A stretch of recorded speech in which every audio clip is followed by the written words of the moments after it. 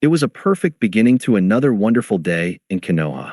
The birds were chirping happily as the village's ninja were waking from their restful slumber for another day of risking their lives, which never discouraged them one bit from their chosen profession. It was all shaping up to be the best day anyone could ever imagine. That was until the most horrific event to ever be conjured up by Kami himself befell the village. What? Are you kidding? You can't be going on vacation, screamed our favorite knucklehead ninja, Uzumaki Naruto. Naruto is one of Konoha's best shinobi despite the fact that he still carries the lowest ninja title of Genin and a nine-tailed fox demon inside him. Nearly 2 years ago, Naruto made his presence felt in Konoha again as he returned from his 3-year training mission with the legendary perverted Sannin, Jiraiya, and immediately started missions that brought him in close contact with nearly all members of Akatsuki who were after the fox he carried.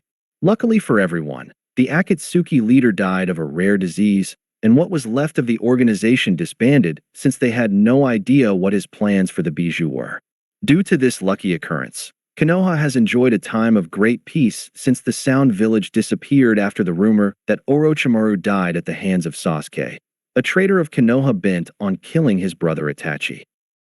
Socially, Naruto has grown up being hated by the village with no one to show him the proper way to live since he was an orphan, but after Ninja Academy, he actually found friends.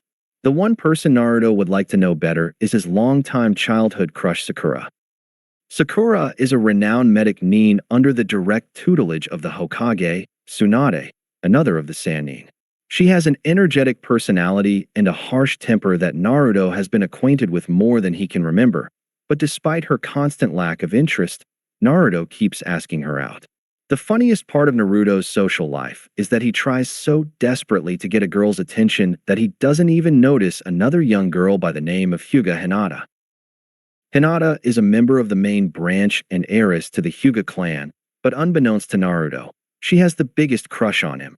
Actually, it's more like infatuation. Hinata is a very shy and timid girl that Naruto only sees as a decent ninja, and a bit weird since he hasn't caught on to why she always seems to stutter and faint whenever he is around.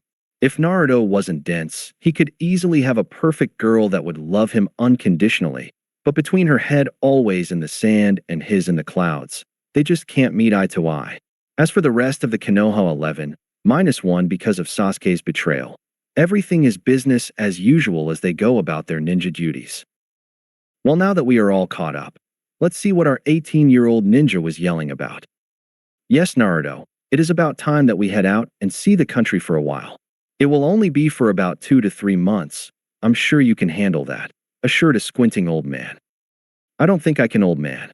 I went 3 years without it, and it nearly caused my death. Now, Naruto, I don't think it is that bad. No, it is. I can't live without Ichiraku's ramen. Tucci, the owner of the said ramen stand, just smiled at him as he loaded his daughter Ayam's luggage into the small horse-drawn coach. Don't worry, you still have that instant ramen. I know it won't be anywhere near mine, but it should at least get you through. When we return, I'll even let you have your first meal for free, all you can eat. Naruto had tears of joy in his eyes as he sniffled back a childish sob. Really? You bet. I have to make it up to my best customer, right? Naruto just nodded and the coach started moving away and out of the village's gate. Naruto continued waving off the pair until they disappeared over the horizon, leaving Naruto to fend for himself. All right, time to find me some ramen then. Since I don't have any at home, I'll need to buy some. After Naruto told himself this, he ventured his way to his favorite grocery store to find his lifeline. Naruto wandered down the streets carelessly, with his hands behind his head, until he reached the store. He walked down the same well-worn path to the aisle with his precious ramen, deciding on what flavor would settle him for the day. I suppose a couple beef and chicken will do for now. He commented to himself and leaned down to grab the cups, only to find nothing but air. What the hell? He shouted as he started to frantically look up and down at the empty shelf where the ramen was kept for the past 15 years that he could remember. He looked to his left and saw the standard soups, and to the right where the pasta was still kept, but there was nothing at all, just empty space where the ramen was kept. Thinking it was just an illusion being placed on him, Naruto placed his hands together and pushed chakra in his body in a way to disrupt even the strongest jinjutsu. Opening his eyes again, he saw that it wasn't an illusion. "No!" He cried out as he fell to his knees in the middle of the aisle in front of the blank space on the shelf. Immediately, the owner comes running out to see what the commotion was, only to find Naruto on the ground. Naruto suddenly jumped to his feet and held the man by the collar of his shirt and stared into his eyes with pure panic. "Please tell me you have more. This just can't be happening. You have to have more ramen," he shouted while frantically shaking the man until onlookers broke them apart. After readjusting his outfit, the owner looked to Naruto, who was still in a panic. "Sorry, but we are all out. Our next shipment isn't due for another 3 months since even you don't buy as much as we had in stock in so little amount of time. Is there any way to speed it up?" "I'm afraid not. This can't be happening," Naruto shouted as he ran out of the store, leaving a trail of dust behind as he made his way to the next store. Naruto found exactly the same thing in all the stores in Konoha and reacted much the same in each one. The blonde ninja was now running at top speed into the office of a sleeping Tsunade. "Bah-chan!" He screamed, causing her to bolt up in her chair, sending papers flying while one piece was stuck to her cheek. Quickly grabbing the paper, she looked to him with anger in her eyes. "Quit calling me that brat. Now what is your problem?" "It's an emergency. The worst possible thing has happened. There is no ramen in the entire village. The world is coming to an end. We will all die. There is no hope. The sky is falling." Naruto would have continued his rant if it wasn't for a hard slap to his face, courtesy of the Hokage. "Get a hold on yourself. So you are telling me there is no ramen in the village? Where is Ichiraku? He is taking a vacation with Ayam and won't be back for 2, maybe 3 months. Really? So tell me then, how long have you gone without ramen in the past 5 years?" "Maybe a week when training with Ero Sennin because he said that it would stunt my growth. But after that week, he let me have ramen at least every other day." "Well, that is interesting. Unfortunately, I can't do anything about your shortage immediately. Come back tomorrow, and I'll have something figured out. But, no buts, now go before I throw you out." Naruto hurriedly disappeared since even though he was a powerful ninja, he still couldn't stand up against a pissed-off Hokage for too long. "Shizune, get Jiraiya's ass in here right away. If he refuses, tell him I will shut down all the bathhouses in Konoha." "Hi, Tsunade-sama." Tsunade was surprised at just how fast Jiraiya showed up, that it almost wasn't possible to arrive so quickly, but I suppose if you threaten his livelihood, he'll come running. "Jiraiya, I need to ask you about Naruto's training. What happened when he didn't get his ramen?" "I don't see where that matters," Jiraiya commented angrily. "It does because Konoha is officially out of ramen." Jiraiya's face paled as he dropped his precious notebook like it was trash. "Shit. What do you mean shit?" Well, you see. Remember when I told you about the first time he went to the four-tailed state and nearly killed me? Well, that was done on exactly the 10th day of not eating ramen." Tsunade looked at him unbelievingly, ready to strangle him if he was lying. "And you relate that to not eating ramen? Have you ever seen what is in that stuff? It isn't meant as a sole source of food. When I said it was stunting his growth, I meant it. For some reason, the ingredients in ramen have a natural blocker for testosterone and other stuff that lasts for 10 days. Wait, so you are telling me that once the 10 days are up, Naruto will have a boost in his testosterone levels? Exactly. His anger will be easy to set off, and he'll have extremely high sexual desires. What makes it worse is the QB doubles each of his senses, meaning his hormones will be raging to heights unseen. Better yet, the QB has probably been increasing his testosterone levels just so he seems like a normal teenager. So what you're saying is that after 10 days Naruto will tear the heads off anyone that crosses him and behave like you around every woman in the village? After 10 days, yes. But I would suspect that after 60 to 90 days it would be more like wanting to rip off the heads of anyone that looks at him wrong, and possibly, if his desires aren't fulfilled, he may start forcing himself on women. It may be so bad that he will lose himself completely to his primal instincts. Tsunade looked saddened by this and contemplated her options. Okay, so we have a little over 1 month to find lots of ramen or an alternate blocker for his hormones, or we are all doomed, correct? Sounds about right. If we can't do that, then it is possible to lessen the effects if he fights other ninja and maybe gets a few ladies. He told her with his perverted side taking over a bit. Jiraiya, there is no way I would condone him being with women so cheaply. He isn't you. Got that right. Little brat seems to be just perverted enough to make his jutsu, but not enough to be affected by it much. How boring. He muttered on his way out of the Hokage's office. Naruto was wandering around Konoha aimlessly, like a lost child, with his ramen being gone. He was clearly depressed as he shuffled his sandals across the pebbles and dirt of the unpaved roads through Konoha. His unruly blonde hair just seemed a tad duller and lifeless as he continued to watch his feet kick up clouds of dust with each lazy step. He wasn't paying any attention where he was going as he smacked into a bundle of pink hair. "Hey jackass, watch where you're walking," she screamed, obviously unaware of where she was going either, otherwise she would have recognized him before screaming. "Oh, sorry Sakura-chan," he muttered with his head still down. "Oh, hey Naruto. What's up? You seem depressed." Yeah, there is no ramen." "Oh, well I guess it is about time to try something new," she told him in an attempt to lighten his mood. "I guess, but I don't know how long I'll last without ramen for 3 months. I barely lasted a week last time." Sakura's eyes bugged out as she looked at him astonishingly. 3 months. I know how you are with ramen, and that would be like me wearing the same clothes for a week straight. It's horrible." Naruto actually had a smile form on his face from her actually being able to empathize with him. "Well, good luck with it, Naruto." As quickly as the smile came, it left again with Sakura actually not caring about his problem. With a frown and a sigh, Naruto continued shuffling his feet down the roads. Soon he found himself passing the shut-down Ichirakus and paused before sitting under the one tree in the area and sat staring at the building. In the middle of his staring, he caught a glimpse of dark hair before it disappeared again behind another building. "Naruto-kun, I'm sorry. You shouldn't have to be sad like this. I really need to step up now." Hinata sucked up all the courage she had in her and forced her feet to bring herself out from behind the building and step closer to her crush.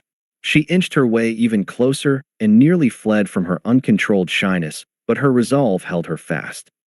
"Naruto-kun," said Blonde looked up and couldn't help but smile when he looked at the shy girl before him. Hinata had to the strangest of all the kunoichi of her age. A person that was deathly shy of speaking to people and even worse around her crush had become something no one would have believed. Even she hasn't started believing it yet. She used to be a scrawny, timid girl of 12, but in the past 6 years, she has changed a lot. She still wore her large curve-hiding jacket and standard capri-style pants, but you could clearly tell she had a body many would die for since her pants hugged her legs nicely.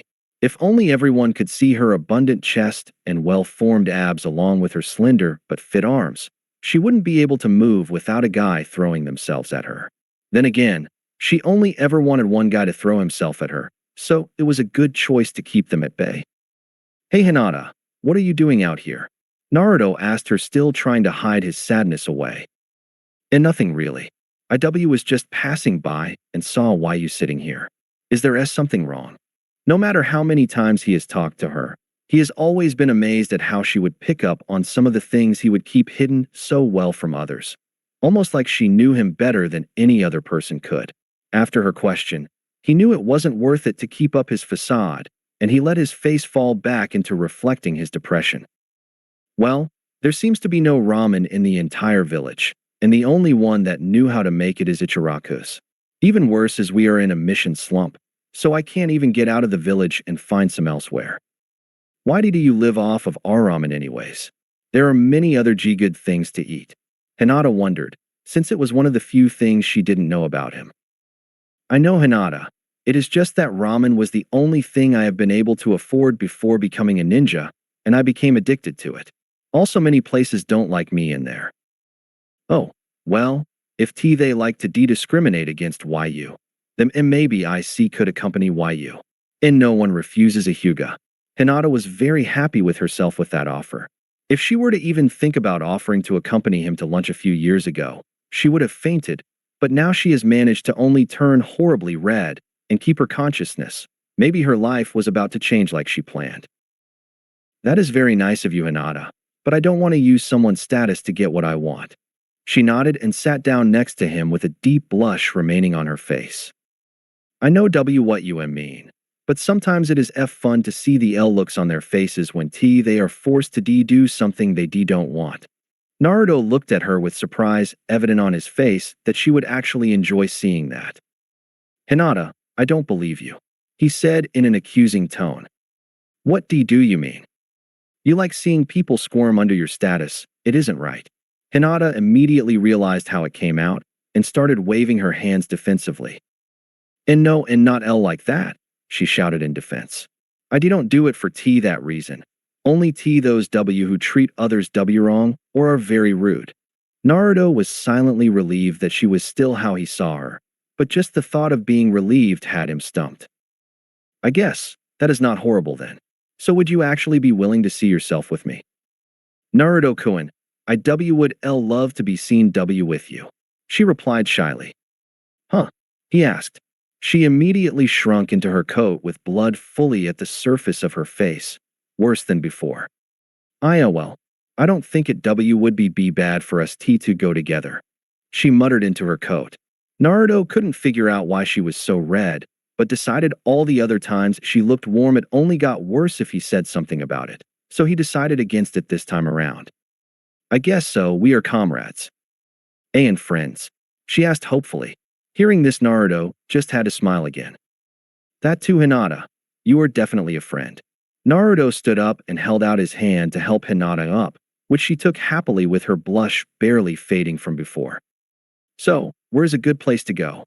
Naruto asked, without noticing he didn't let go of her hand yet.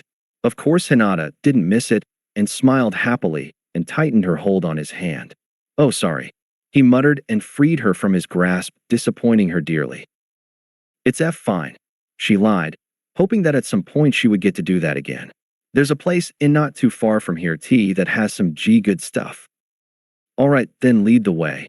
The pair walked through the village and got some stares, but nothing enough to distract their off and on chatting about nothing in general.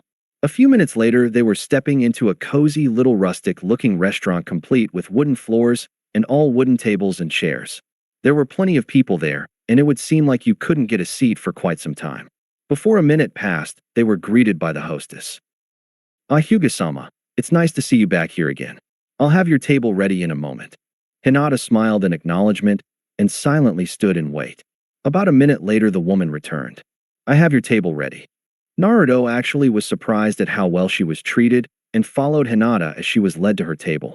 It wasn't but a few steps when the hostess stopped and faced Naruto. Can I help you, sir? She asked in a demeaning voice. Actually, he is with me. Is that a problem? Hinata spoke without the slightest hint of a stutter. Well, there kind of is. You see, we have a policy that. Well, it is your choice, but know that if you refuse service to him, then you are refusing service to me. If you would like to stay in business, I would advise you not to have the heiress of the Hyuga clan on your bad side. The hostess immediately shut her mouth that was now a few shades paler and continued escorting them to the table. After they got seated, their menus were delivered, leaving them for a while. Thanks for doing that, Hinata. You really didn't have to. And no, I did. It isn't alright. Well, thank you anyways. Now why do you always stutter around me when I just saw you speak clearly to her? Well. Why you see that, there well. She stuttered while twiddling her fingers nervously with a blush on her face. Naruto reached out and pulled her hands apart. Never mind. I'm sorry for asking. What's good here? Naruto took his hand back and started staring at the menu. And no, I'm sorry. Ask me again another tea time. He looked at her over the menu and saw something strange that he never recognized before in her eyes that made him smile. You should go with the sweet and sour chicken. It is the best they have. Well, if you say it's good, I'll believe you. He placed the menu down on the table without even looking at anything and took a sip of the water left for them. Hinata tried to hide her happy smile in the menu she was pretending to read while glancing over the top of it every so often at her obsession. Well, what'll you have? Asked their waitress, who unfortunately recognized them both. 2 of your sweet and sour chicken. Hinata responded quickly as she handed over the menus. Sure thing, it'll be out in a few minutes. The waitress took the menus and smiled at Hinata and ignored Naruto before heading to the back room. I don't like how everyone looks at you, Naruto-kun. Yeah, but you get used to it after so many years. Hinata shook her head in disagreement of his assumption. And no, I don't think you have. Naruto was now staring at his water, thinking over what she said, and couldn't disagree. You are always too perceptive of these things for your own good. He muttered sadly. Sorry. She didn't like seeing him unhappy at all, and to know something she said triggered it, made her unhappy. Please, don't apologize. I'm sure life being the heiress of a cold-hearted clan isn't all glamorous either, so we are probably a lot alike. Probably. Hinata looked saddened as she mirrored his gaze on the water. Their moment of silence was soon interrupted when the food was brought out. Here you go, enjoy.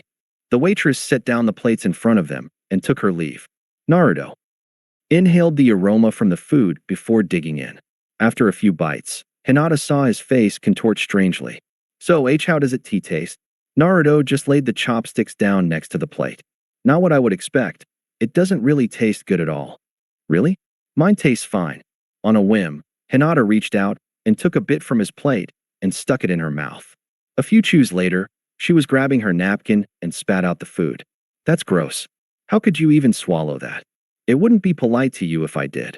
Hinata just blushed with a shy smile. Well, try some of them mine. She slid the plate closer to him so he could take some easier. After deciding there wasn't anything to lose, he took some off her plate and placed it in his mouth. Suddenly his face brightened in delight at the abundance of flavor. This tastes wonderful, Hinata. That's good, take it. I don't feel hungry anyways. You sure? He asked while staring at her with a smile. That was all she needed to see. I'm sure. I don't eat much anyways. She told him with a blushing smile. Okay, but if you want some, feel free to dig in. He immediately started eating at a ferocious pace while Hinata watched, clearly enjoying it. Within a few minutes the food was gone and both parties were happy. That was probably better than ramen. I'm glad you all liked it. I'm late to get home, so let's go okay? Sure thing, Hinata. What about paying? Naruto asked while trying to think if her should pay or what. It is covered. They owe MIF family some money, so we can call it even. Alright then, let's roll. Naruto stood up first and waited for Hinata before they both walked out of the restaurant happily. Hey you thief. Naruto looked behind him and saw a guy from the restaurant running straight for them. Hinata. They don't know your family, do they? Hinata looked at him shyly with a bit of shame in her eyes. And no, but they messed up your lunch on purpose. Naruto just smiled at her before pulling her into a hug. You're the best. Now go. They'll blame me for it. So don't worry. Naruto quickly released the bright red girl and took off running while the guy gave chase to him, leaving Hinata by herself. Well, I guess it wasn't all a waste. Hopefully all this will pay off the way I want it to. Hinata told herself as she started on her way to the Hokage Tower to request her favorite restaurant be shut down for mistreating Naruto. Day 2 of no ramen. Naruto slept well that night for some reason that he couldn't explain, but didn't think on it for too long since it was a new day and news had to have been found about where he could find some ramen. He decided to skip breakfast, since he didn't have his usual ramen stocked, and decided to run down to the Hokage's office to find out what she found. Hey Bachan. He shouted annoyingly as he busted through the doors into her office, startling Tsunade, who was once again napping on the mountains of paperwork. Damn it, brat, not so loud and early in the morning. I haven't woken up yet. She screamed at him. But noticed she was screaming on the wrong direction still. It's freaking 9 in the morning already, Bachan. I've been training for a few hours already. That's nice. Now what do you want? Ramen. What did you find out? He asked, full of hope. Well, I have some bad news for you. It seems that your ramen shortage is countrywide, and since it is something only found in our village, for the most part, you are out of luck. Tsunade watched his face fall, but was surprised when it straightened out again. Well, that really sucks, but I found out that there are things that taste just as good that I can eat. I just can't find one that is unbiased towards me. Well, I have a way to fix that. I propose that until Ichiraka's opens again that you come by the Hokage estate for lunch. They will prepare anything you want, but they can't make ramen. Really? Thanks. Yeah, don't mention it.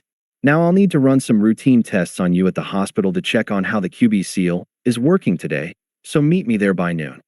Naruto grumbled a bit at having to go to the hospital, but quickly got over it. Alright Bachan, see you around. Naruto took off in the direction of his favorite training ground to do a little training before his checkup. After nearly 4 hours of training with his clones, he was quite tired and headed to the hospital. Like usual, he went to his reserved room, since he always seemed to be there for one injury or another, and found Shizune and Tsunade waiting for him. "About time, brat. Now take a seat. We need to draw some blood, Shizune." "Hi." Shizune stuck Naruto's arm with a needle and drew out some of his blood for analysis. After a few more small checks, Naruto was done with his checkup. "Well, I will need to see you again in about 10 days to get another sample to see the progress, and if there is any change in things. You are free to go." Naruto hopped off of the table happily since he was getting out of there. "See you then. I guess it is back to training since missions are out."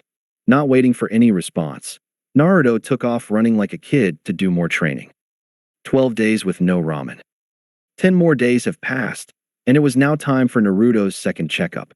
Mostly everything stayed as routine. Naruto would wake up, do some training, then head to Tsunade's house for lunch.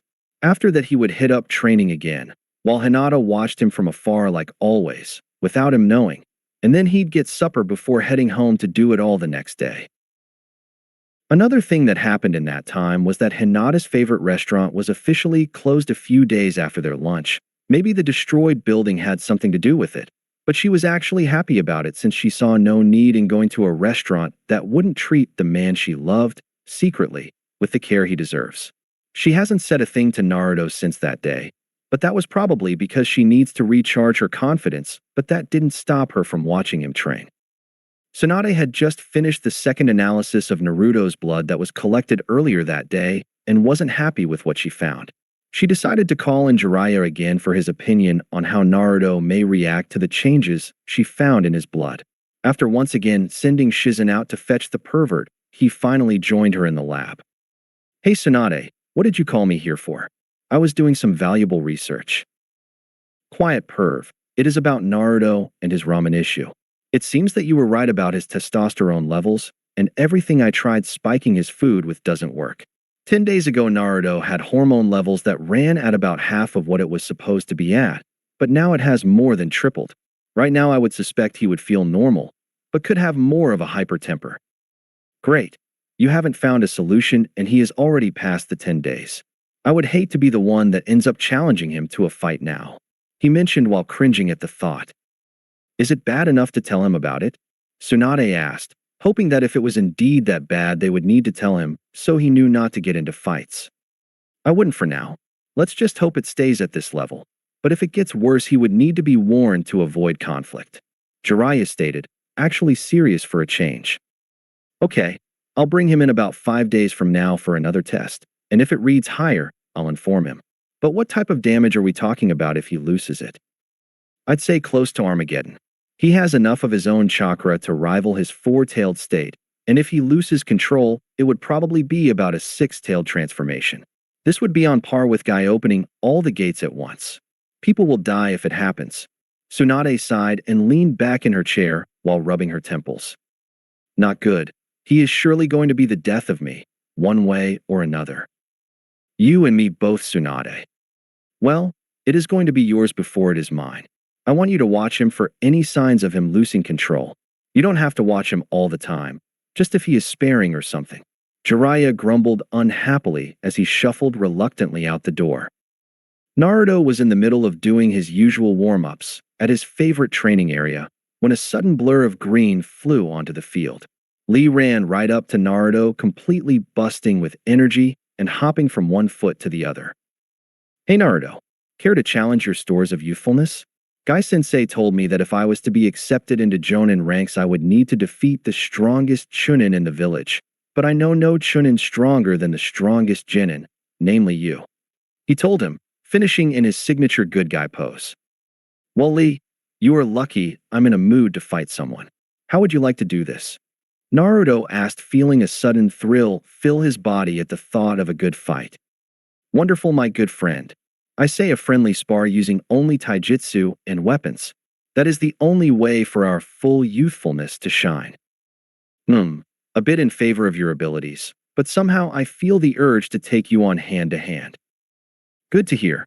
Shall we begin then?" Yellets. Naruto felt another, greater, surge of excitement flow through him at the anticipation of the fight to the extent he hasn't felt in ages. He grinned a feral grin as he fell into a standard stance with his right foot leading his left and right hand cupped upwards similar to Lee's usual stance. Seeing this, Lee gave him the thumbs up before mirroring his stance to a degree. So you aren't going to take off the weights? I thought we could use a good warm-up first. Lee replied. Well, you just ran here and I was training, so that is enough warm-up. Naruto didn't waste time as he launched forward faster than Lee was expecting and landed a quick elbow to the green-clad ninja's stomach. Lee was sent skidding on his feet back, dragging small trails in the dirt for nearly 3 feet before the energy was absorbed. Very good, Naruto. Lee coughed out as he attempted to get the air back into his lungs. Why don't we pull out all the stops already? Naruto asked with an uncharacteristic smirk. I think I'm warmed up enough. I accept. Lee lifted up the flaps to his leg weights and pulled out a bunch of round bar weights and tossed them to the ground, embedding each a few inches into the dirt. So those are your new weights. Naruto observed since he has heard he carried a different type of weight. What else do you have in there? Lee smiled before grabbing a pair of his weights that happened to be chained together. Are these what you were looking for? Lee asked as he held one weight in each hand and pulled them apart, snapping the connecting chain taut, proving that it was indeed a massively weighted down nunchaku. Lee started out in the standard exhibition moves of nunchaku, twirling it around his body, over his head, and under his arms before stopping with the chain end tucked between his side and arm. Well then, Lee, let me see what you can do with those. Answering his call, Lee disappeared with his major boost of speed and reappeared inches from Naruto before stopping quickly and letting loose the chained end of the nunchaku. With the inertia from the run forward, the end of the nunchaku buried itself into the gut of the blonde. Naruto was flung away easily with the mass of the weapon and toppled into a close-by tree with heavy force. Lee cringed helplessly as he heard a sharp crack and hoped it was the tree and not Naruto's back. Somehow, after the first punch was thrown, nearly all of the Konoha 11 and Konohamaru's team heard about the battle and started showing up to watch the fight along with some other residents of the village. Of course, Hinata has been there for the start of it and feared for his safety after he hit the tree. Well, now we're getting somewhere. Naruto groaned and pulled himself to his feet before pulling off his jacket, revealing a tight black tank top advertising his cut muscles from years of training. Good lord, where did he get those muscles from? Ino commented as she was practically drooling over how his body looked from the sidelines. Tongue in your mouth, Ino. Hinata is within hearing. Sakura whispered while covering part of her mouth with one hand.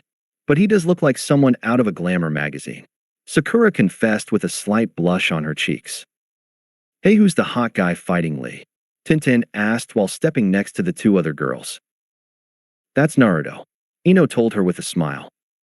Well, I must say he looks different without his jacket. She commented. Hey, you just said he looked hot before you knew who he was. Sakura teased. Did not. So you just want to sound uninterested so you can pursue him later. Ino mocked.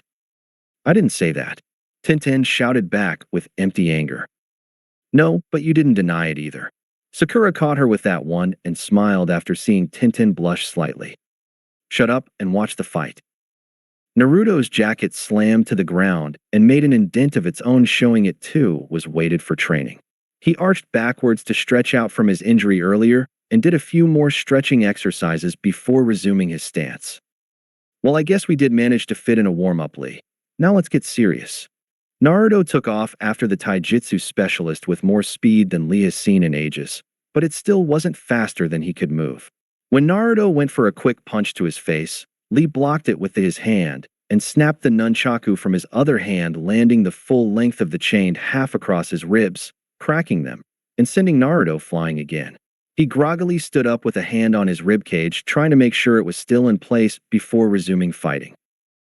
Hinata had her fingers curled up to her bottom lip as she watched and cringed each time her crush was struck, but she knew he would never give in and had more power to go since Naruto's secret was out a while back. So they all knew of his burden when they had to help with the destruction of the Akatsuki nearly 2 years ago. It took some of them a few months to come around to it after. Returning from the missions, but in the end, all accepted him fully. Hinata was just wishing that he wouldn't end up having to use that power since it always seemed to hurt him when he did. Damn, I guess your nunchaku packs a punch with all that weight behind it. Let's see what I have up my sleeve.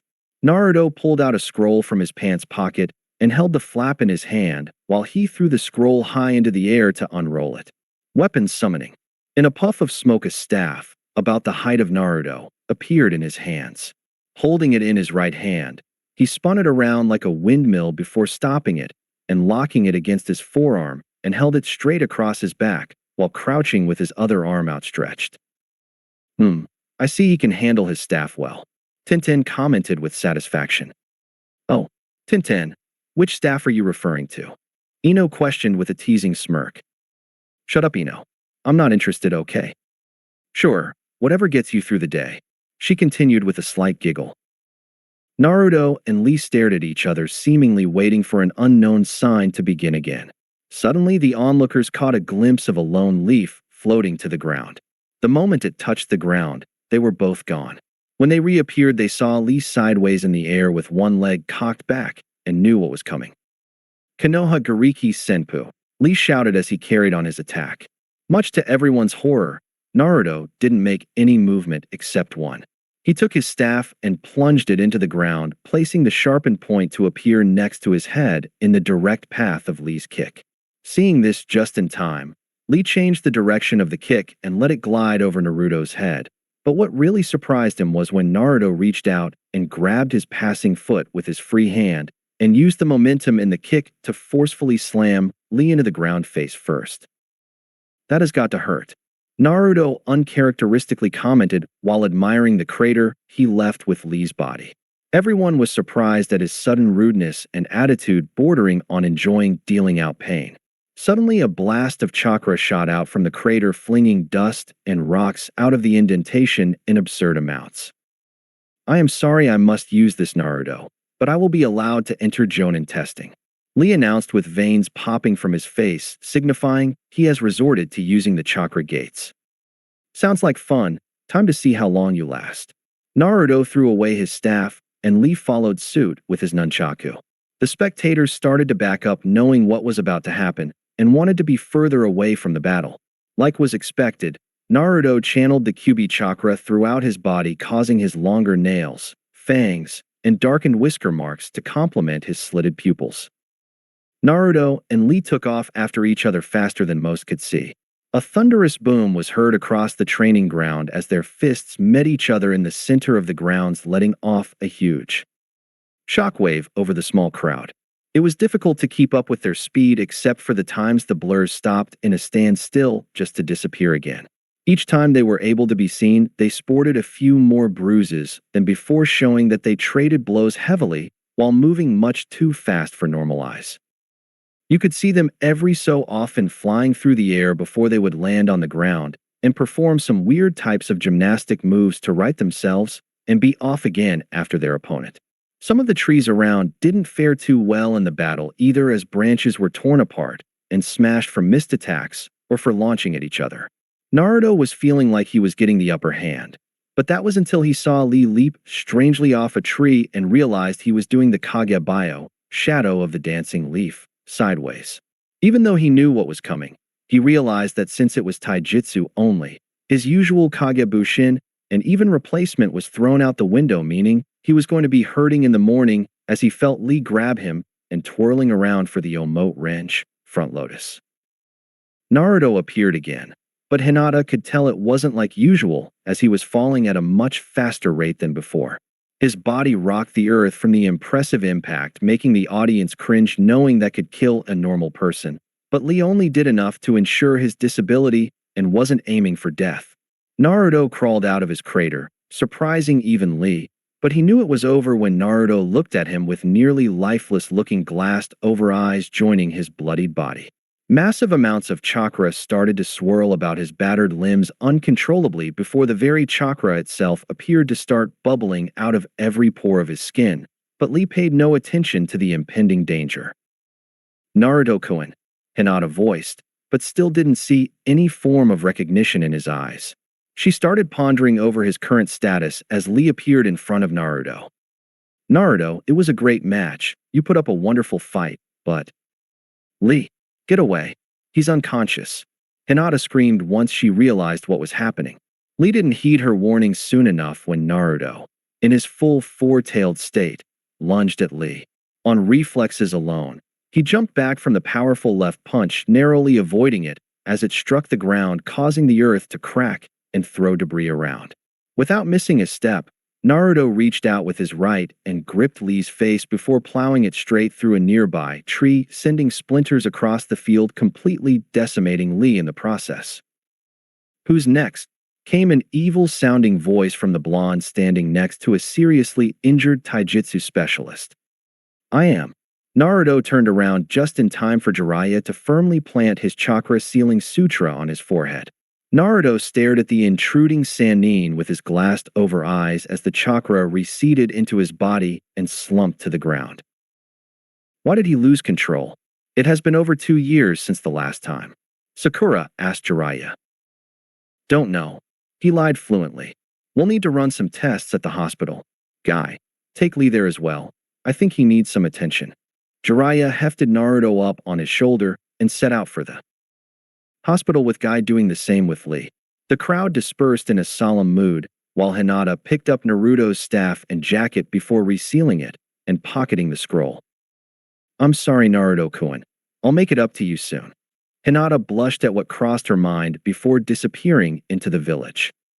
15 days without ramen. It was nearly 3 days after the fight, and neither Naruto nor Lee have regained consciousness, but at least they have stabilized enough so tests could be carried out on the young Jinchuriki to see how far his situation has progressed. Tsunade was holed up in her analysis lab with her assistant Shizune when she was joined by Jiraiya. So how bad is it, Tsunade? Jiraiya asked after she finished analyzing his blood workup for the second time. She went through all the papers again, hoping she didn't miss something or read it incorrectly, and let out a long sigh with the final figure she came up with. It looks really bad. He had some figures that are off the charts. From what I can figure, he will wake up with his mind intact, but I have a feeling that his sexual awareness and drive will make yours look like a schoolgirl's crush. Not only that, but he will be teetering on a fine point in the anger department. To think that battle a few days ago was actually a friendly spar and it escalated to that point. Makes you wonder what would happen if he was actually angry. So the brat is finally going to follow in my footsteps. It is about time. I could get some good research off of this. Jiraiya giggled perversely while thinking of all the ways his former student could fascinate him. Damn it, Jiraiya. That isn't what is going to happen. If he doesn't get things under control, he'll most likely die from making advances on the wrong people. You remember what happened to you when you did the same. Jiraiya cringed and stepped a few feet back from Tsunade after remembering the only time other than the fight with Naruto in four-tailed state that he feared for his life. That was that last time he would ever go for a feel of her. Not good. So what do you suggest we do with him? He asked her, finally serious again. We can't do much. I will tell him when he wakes up and suggest he confines himself to his apartment for a while, at least until I can figure out something. You know he'll hate that. Sure, but there isn't anything else I can do, unless… Tsunade suddenly got an evil grin on her face. Shizune, go get Anko. I think she may be of use. Hi. Tsunade, what are you planning? Jiraiya asked with interest in her new plan. Just a little experiment. Besides, Anko knows more about the desires of men more than any other due to her chosen outfit. Jiraiya got a perverted look again as he imagined the very same person that nearly showed off all of her breasts with her skimpy clothing. But you won't be here, pervert. Tsunade reminded with assurance of pain if he tried. You have no vision. My research leads to works of art. You dare destroy a masterpiece in the making? Get, or I'll destroy your other, so-called, masterpiece. Tsunade smiled as that statement made the man pale and disappear in a puff of smoke. Well, Naruto, let's see if you manage to live past 18. Tsunade stood up from the chair in her lab and made her way to Naruto's room to await Anko's arrival. Still 15 days without ramen. Tsunade was sitting in a chair across the room from where Naruto was still out, lying on the hospital bed. After a few more minutes, Anko arrived as Tsunade requested, but was stumped as to why she was called into Naruto's room. Excuse me, Hokage-sama, But why did you request my presence? The sexy purple-haired Jonan asked. There is something I wish to test, and you are the perfect choice. Why would you say that? Well, I'm guessing you have more experience with dealing with men's advances than I do. What does that have to do about anything? She demanded rudely while crossing her arm over her chest. I believe our knucklehead over there is going to be heavily aroused around women, more so than a normal person, and I wanted to test how bad it will be before I allow him out into public. Since you are dressed to excite any man, and are used to those advances, I asked you here. Tsunade informed. So what should I be expecting? I'd say Jiraiya, times 5. Anko's eyes widened in amazement. You have got to be kidding me.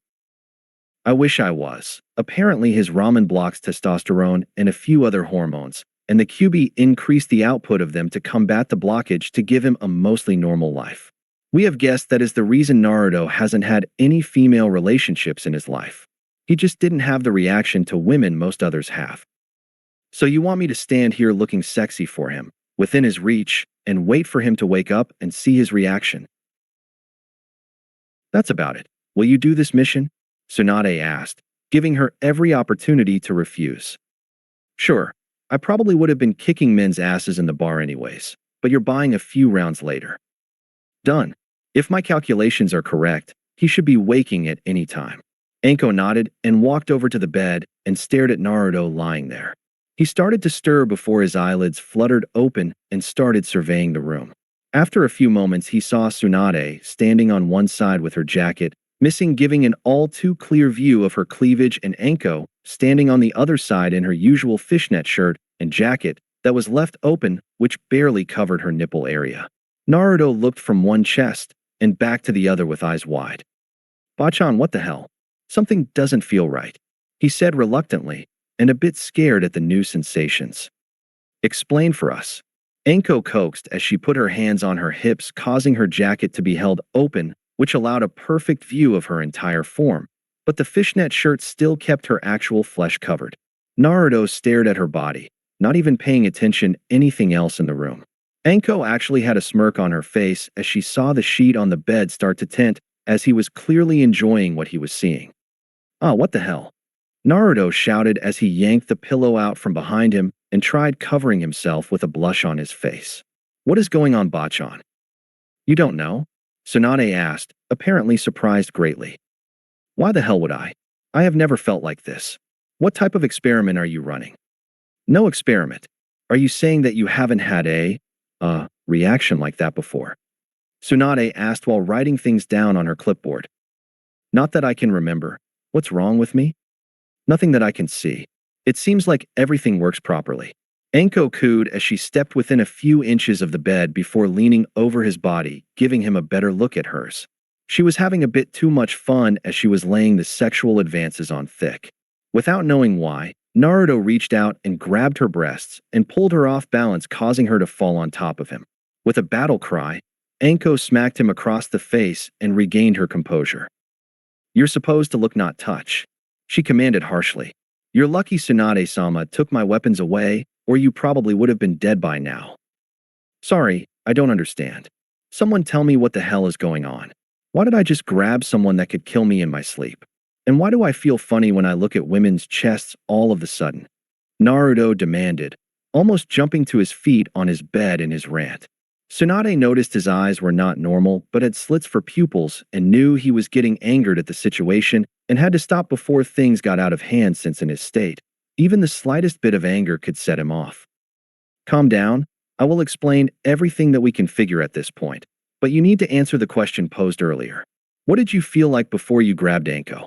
Naruto looked to Tsunade, ashamed of his actions, and tried to answer her question. Well, why you see it was, damn it. Bachan, put your jacket on or something. I'm stuttering worse than Hinata with your chest like that. I can't concentrate. Tsunade grinned at his embarrassment and stood from her seat. I was wondering when you would be like a normal guy. Hell, even Konohamaru gets distracted every so often. Tsunade commented while she grabbed for her jacket. After covering a good portion of herself, she returned to the bedside. Better? Yeah, thanks. Now that question from earlier. She reminded. Damn, hoping you'd forget. Letting out a disappointed sigh, he gave in to the request. Well, to start off with, Anko is much hotter than I remember, but also seems the same. Anyways, when she showed herself like that I felt funny, down there, but when she got closer I could see all the differences in her skin under her shirt and had an overwhelming feeling to grab a hold of them. I don't know where it came from, but my hands almost acted on their own. It was weird, almost like being controlled by Shikamaru's shadows. Any other feelings? Damn. He cursed again, not wanting to share more detail that could get him killed. It wasn't as strong, but there was also an urge to, rip her pants off. Naruto cringed and closed his eyes expecting to be smacked again, but found nothing and reopened his eyes to Enko standing by the window with her arms crossed smirking. Alright, that should be enough. Now I think you should know what is affecting you. It's your ramen. Tsunade told him. Huh? What about ramen? He asked, perplexed that ramen was involved. The ingredients used in making your precious food have actually been hindering your natural growth. Hormones that aid in the development of males were getting blocked by something in your ramen.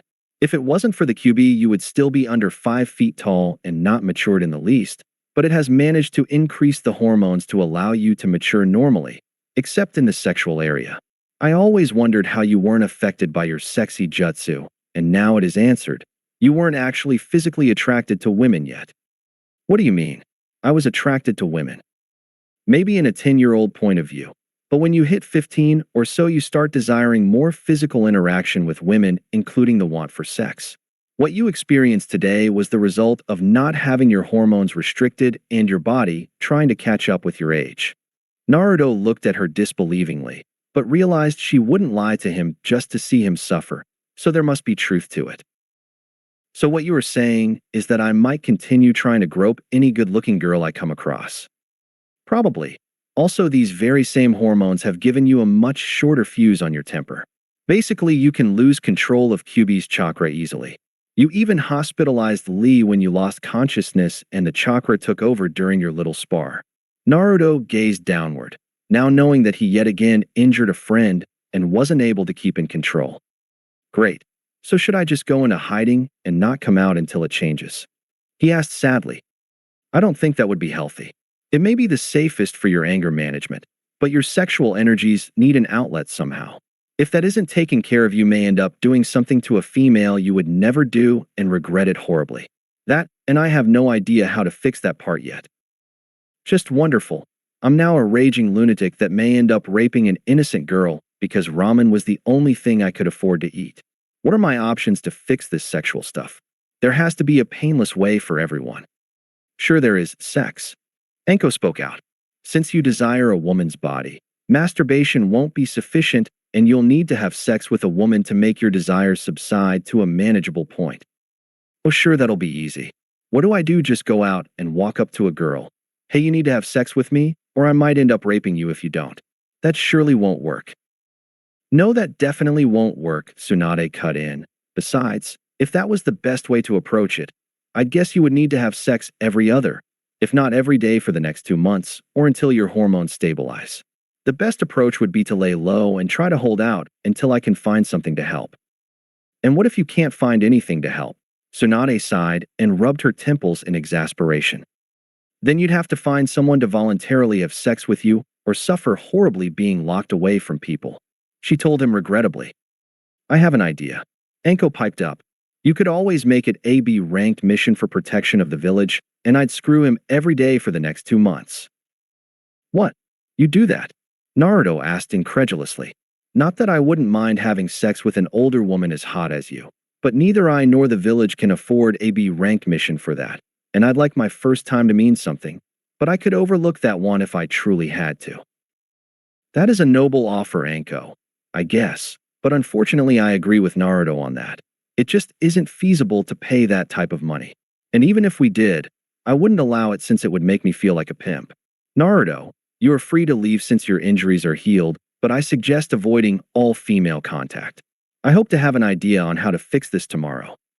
Sure, Bachan, but maybe you could work on a plan B or something. Maybe reserve a cell for me and lock me up until I come out of it. Well, that is an option, but not a very safe one for your mind. I'll come by tomorrow so you don't have to travel the village to avoid conflict. We can discuss it then along with the possibility of fixing this some other way. Tsunade stood up from the chair she was sitting in and tossed him his clothes from the closet before walking out of the room, with Anko following. After they left, Naruto got up and got rid of the flimsy hospital gown and grabbed his boxers only for the door to open and Anko to poke her head through. "Hey, a little privacy," Naruto screamed while trying to cover his equipment that she clearly caught a good glimpse of. "If you change your mind on that other deal, feel free to find me." With a wink to the embarrassed shinobi, Anko left again. "Stupid, crazy Jonin," Naruto mumbled as he threw on all his clothes. Deciding not to take any chances, Naruto snuck out the window of the hospital and ran as fast as he could across the rooftops and landed at his apartment. "Home at last. At least I'll be safe here. No girls visit me anyways." Letting out a slightly depressed sigh, Naruto entered his lowly little apartment and locked the door behind him.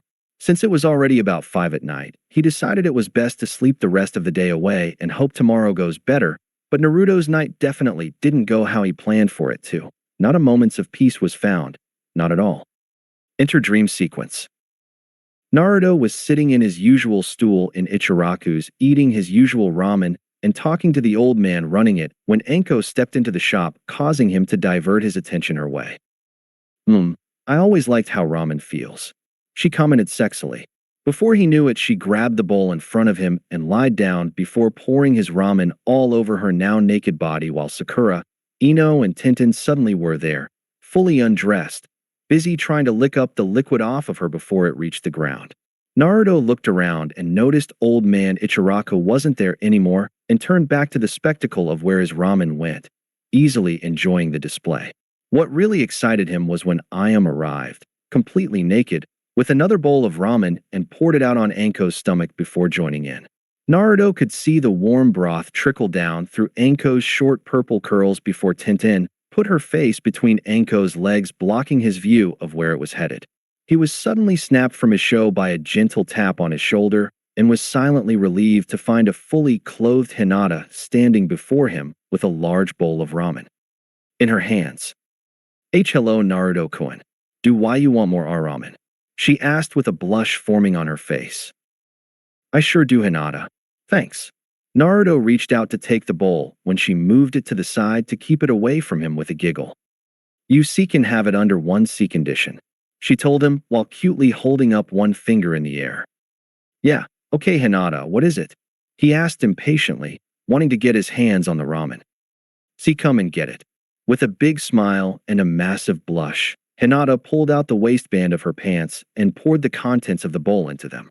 Naruto could see the crotch of her pants get soaked from the ramen and couldn't explain the feeling he was having when she spoke to him again. "What are you waiting for, Naruto-kun? Come try some of my ramen."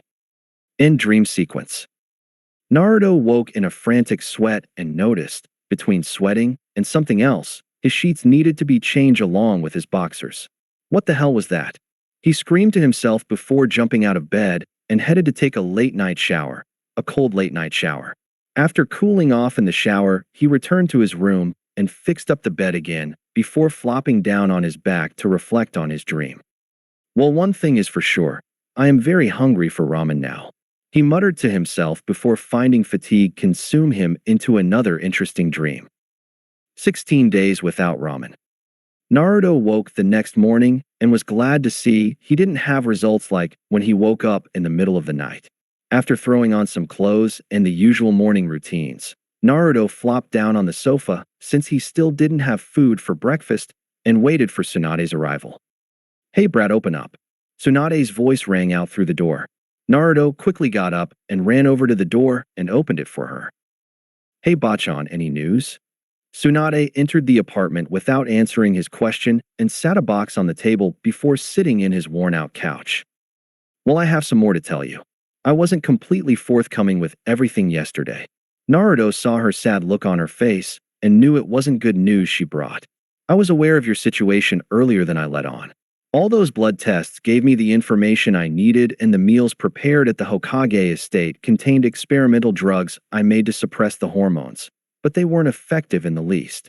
No one ever wants to look for a way to lower testosterone, so there isn't anything to find on it for research."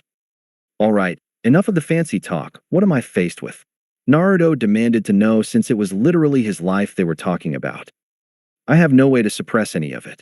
It is up to you with how you want to proceed, but I strongly urge you to not choose to be locked up for a few months.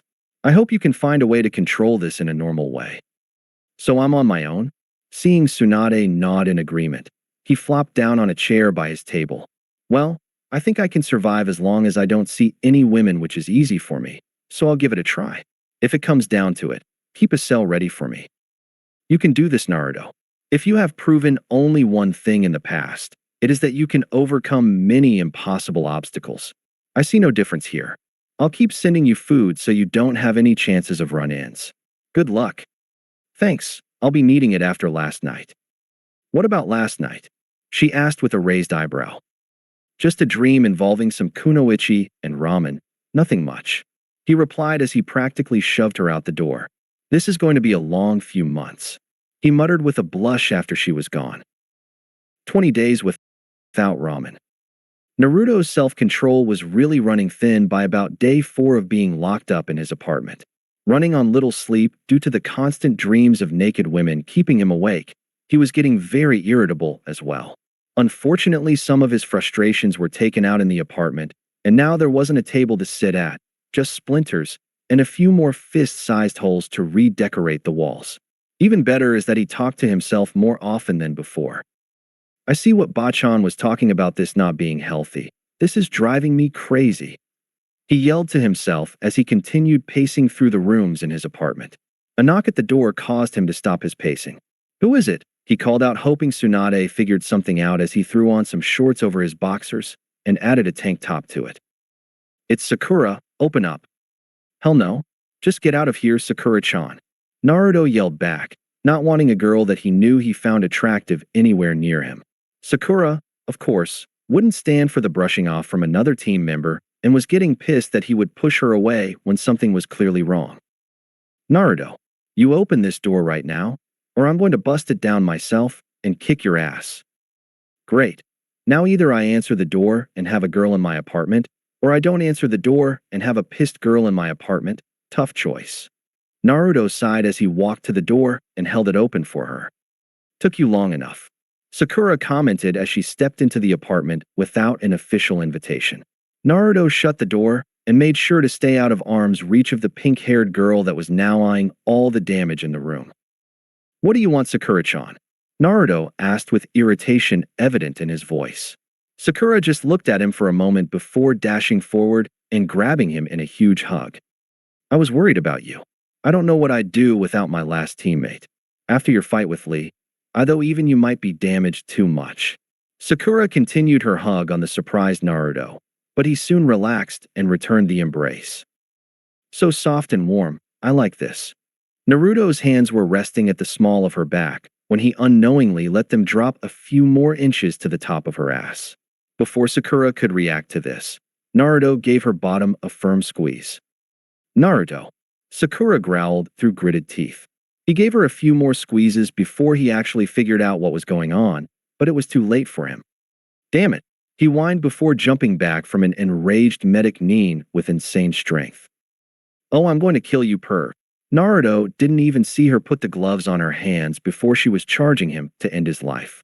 After a quick survey of the room, he quickly dove, head first, through the glass of the closest window and crashed hard on the ground 3 stories below as Sakura's punch blasted off one of his walls. Shit. Naruto didn't even bother to check if she was giving chase before he was running at top speed in an unusual pattern across the village to impede her tracking if she were to do so. Once he came across a seemingly empty training area, Naruto sat under a tree to catch his breath from the frantic run. What brings you out here? Naruto instantly jumped to his feet to defend himself when Tintin started giggling at his jumpy actions. Naruto looked and saw the usually tomboyish girl dressed in nothing but a tank top covering a sports bra and spandex shorts. This was definitely a woman. Oh, sorry, Tintin. I'll be leaving now, he quickly said as he turned to leave. Hey, wait, she called out as she grabbed his arm to keep him from leaving. I was wondering. She started out with a faint blush on her face. Could you show me your abs? What for? He wondered with a bit of curiosity. Well, I like seeing firm abs, she replied shyly. Naruto knew it wasn't going to be a good idea, but it seemed his better judgment was out the window as well. I'll show you mine if you show me yours. Tintin nodded with a giggle and didn't wait for Naruto to lift his shirt up and did it for him. She hooked her left thumb under the hem of the shirt and pulled it straight up and placed her hand on his right shoulder, still holding the shirt. She let her right hand trace over his well-formed six-pack, slowly taking in the soft feel of his skin. Placing her palm on his chest, she rubbed down the center of his abs with a satisfied and nearly wanting smile on her face. Nice, she complimented as she let go of his shirt and let it flop down over him again. Your turn, a deal is a deal, she told him with a slight blush still on her face. Naruto nodded and placed his hands on each side of her waist to grip her shirt. He lifted it up and rested the shirt above her breasts so the shirt would be held there while he looked at her abs. He only got his eyes to about her chest when he saw her nipples pushing out on her sports bra. Using all the will inside him, Naruto forced his gaze lower. Stepping to the side of her a bit for a closer look, Naruto placed his hand on her firm, flat stomach and glided downwards for a bit, but then noticed his hand didn't stop like planned and ran straight down the front of her shorts to a very hot and damp place. What the hell, you impatient bastard? Tintin screamed as she forcefully pulled away from him. She stood there panting, trying to compose herself from a touch that she didn't want, but yet still enjoyed somehow. Sorry, Tintin, I didn't. She cut off his pleading with drawing out a weapon scroll. Oh shit. Shit indeed. To think I may have considered having sex with you if you didn't spoil the moment with going for a quick feel. Now, you're mine. Damn it, why me? Naruto screamed as he took off quickly while trying to dodge the thousands of kunai, shuriken, and many other sharp pointy things. Using the same tactic as before, he managed to loose her, but this time he had to resort to using clones as a decoy. Like the rest of his luck, Naruto unknowingly flopped down in the lush grass of an area owned by the Yamanaka clan. What are you doing here? Ino asked as she hovered over him, wearing a bikini held to her body by only very small strings. Oh shit, get away from me. Naruto started trying to back up while lying on the ground, but Ino stopped that by standing on his foot. That is no way to talk to a friend that you just trespassed on her land uninvited. She berated him.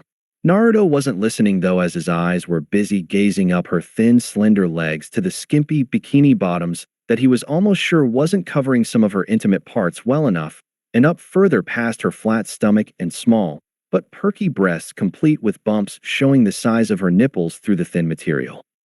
Ino, could you please get the hell away from me?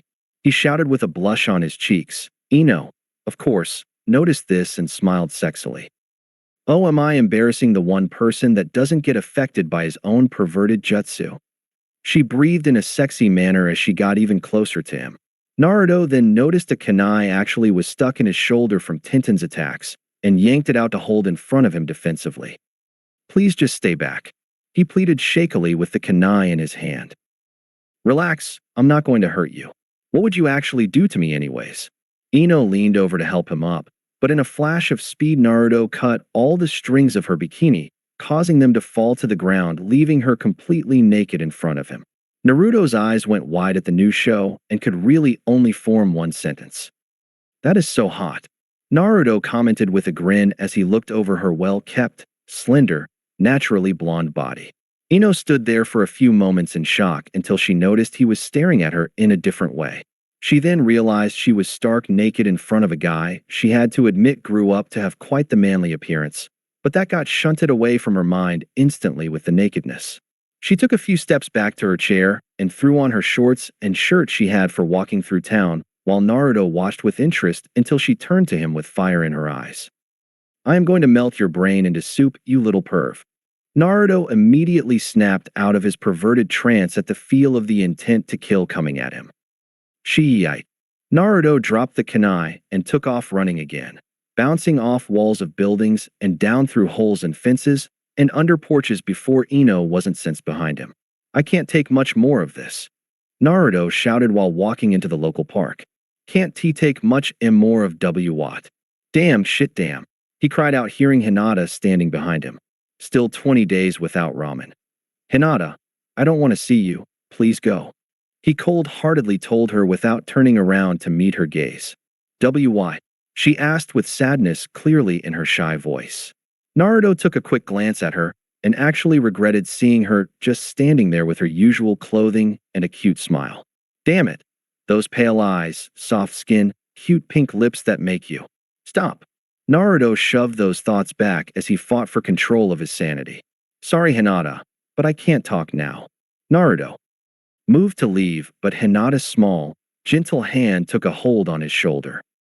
Naruto-kun, why you can tell me anything, Ian never judge. Naruto knew she was right. Of all the few times he ever got to talk to her, she always knew how to cheer him up and never called him slow, stupid, or dead last like all others. She always saw him in a different light as a good person that had potential, but he never quite realized that until now. With a sigh, Naruto walked to a huge tree and sat on a side facing a wall of a building while Hinata tried to follow. No, Hinata, sit opposite of me on the other side of the tree and we can talk. That is the only way. Sadly, Hinata moved back to the other side of the tree and sat down. Why do I have to sit over here? She called out after getting situated. I have a problem and I can't have you getting hurt because of it. What type of problem? He didn't know why, but Naruto felt she was the one person he could trust with this information and decided to let her know of his newest secret. Ramen. Our ramen. Yes, Hinata, it has something that blocks some hormones, or something, that affects males. Apparently, I haven't been maturing the way I am supposed to be, so without ramen, things are getting messed up. I think I could handle it if I was normal, but the QB upped the amount I was producing to counteract the ramen, so now my hormones are out of control. I didn't know it'd do that. Hinata told him apologetically. Yeah, neither did I, but it gets worse. Worse? Hinata asked, nearly on the verge of tears. Definitely. I've been having uncontrollable urges to do stuff when I see a girl, especially if they are nice to me or rather revealing to me. The horrible part is that it has happened to me 4 times in the past few days. What stuff? She asked, slightly scared of what he did. Are you sure you want to know? It is very personal, and I wish it didn't happen. He asked, stressing the fact that this would be privileged information. Why, yes, I do. Please share it with me. She urged caringly. Okay, but I am not proud of any of it. When I was in the hospital, Tsunade was testing my reaction to a female body by having Anko stand over me with her half-dressed outfit she wears, and for some reason, I grabbed her chest. What? She shouted, not able to believe he would do something like that. You heard me correctly, Hinata, but that was 3 or 4 days ago. It is worse now. Sakura came over to check on me and gave me a hug, but then I grabbed her ass. While I was running away from her, I came across Tintin. She asked to see my abs, and I told her that was okay if I could see hers. That wasn't good, because somehow I ended up with my hand down her pants. Hinata's eyes went wide at this one as tears started to leak out of her eyes from him touching her like that, but it got worse as he continued to go on with his tale. Now I was running away from her, and I stumbled onto Ino sunbathing or something in a skimpy bikini. She was being flirtatious, and I managed to cut the strings of her bikini with a kunai Tintin hit me with, and I saw her completely naked for a few seconds. That is how I got here. Ino was chasing me, trying to kill me, and that is why I don't want to see you. I don't want to put you through what I have done to them. Naruto-kun, I'm sorry. She sobbed out to him, obviously trying to take the blame of the situation upon herself. Don't be, it isn't your fault. Hinata didn't say anything for a few seconds while they just sat there in silence. Hinata finally got herself together and broke the silence. See, can it be fixed? Tsunade can't fix it with her medical stuff. Basically, from what I have been told, I either have to wait for everything inside to stabilize or have sex with someone, like every other day or more until it stabilizes. I just want to lock myself away so I can't do anything worse. Tsunade says that locking me up for a month or 2 may damage my sanity, but I just can't stay out here. At this point, Naruto saw tears dripping from his face and realized he couldn't do it anymore and has failed to keep his usual happy attitude in the surface. His tears came rushing down, feeling a sense of despair fill him from failing something that seemed so easy on the surface, but was much harder than anyone could imagine. He continued talking through his tears since he didn't care about hiding his emotions around Hinata anymore. What if Ino and them weren't ninja able to fight back? How far would I have ended up going if my life wasn't on the line? I just can't stay out here and find out. I just can't. Hinata couldn't believe what she was hearing. After all she has seen him go through over the past years, being a host to a demon and put down for many years to almost being killed by what he would consider his best friend and rival, she has never witnessed him sobbing like this. Sure, he let a few tears out in sadness over the years with the death of tough ninja, like the Sandame, but nowhere near the magnitude of this. Her love was broken with seemingly no way to fix him. Come on, Hinata. This is your chance you have been waiting for. Show him you love him. Fix his sorrow.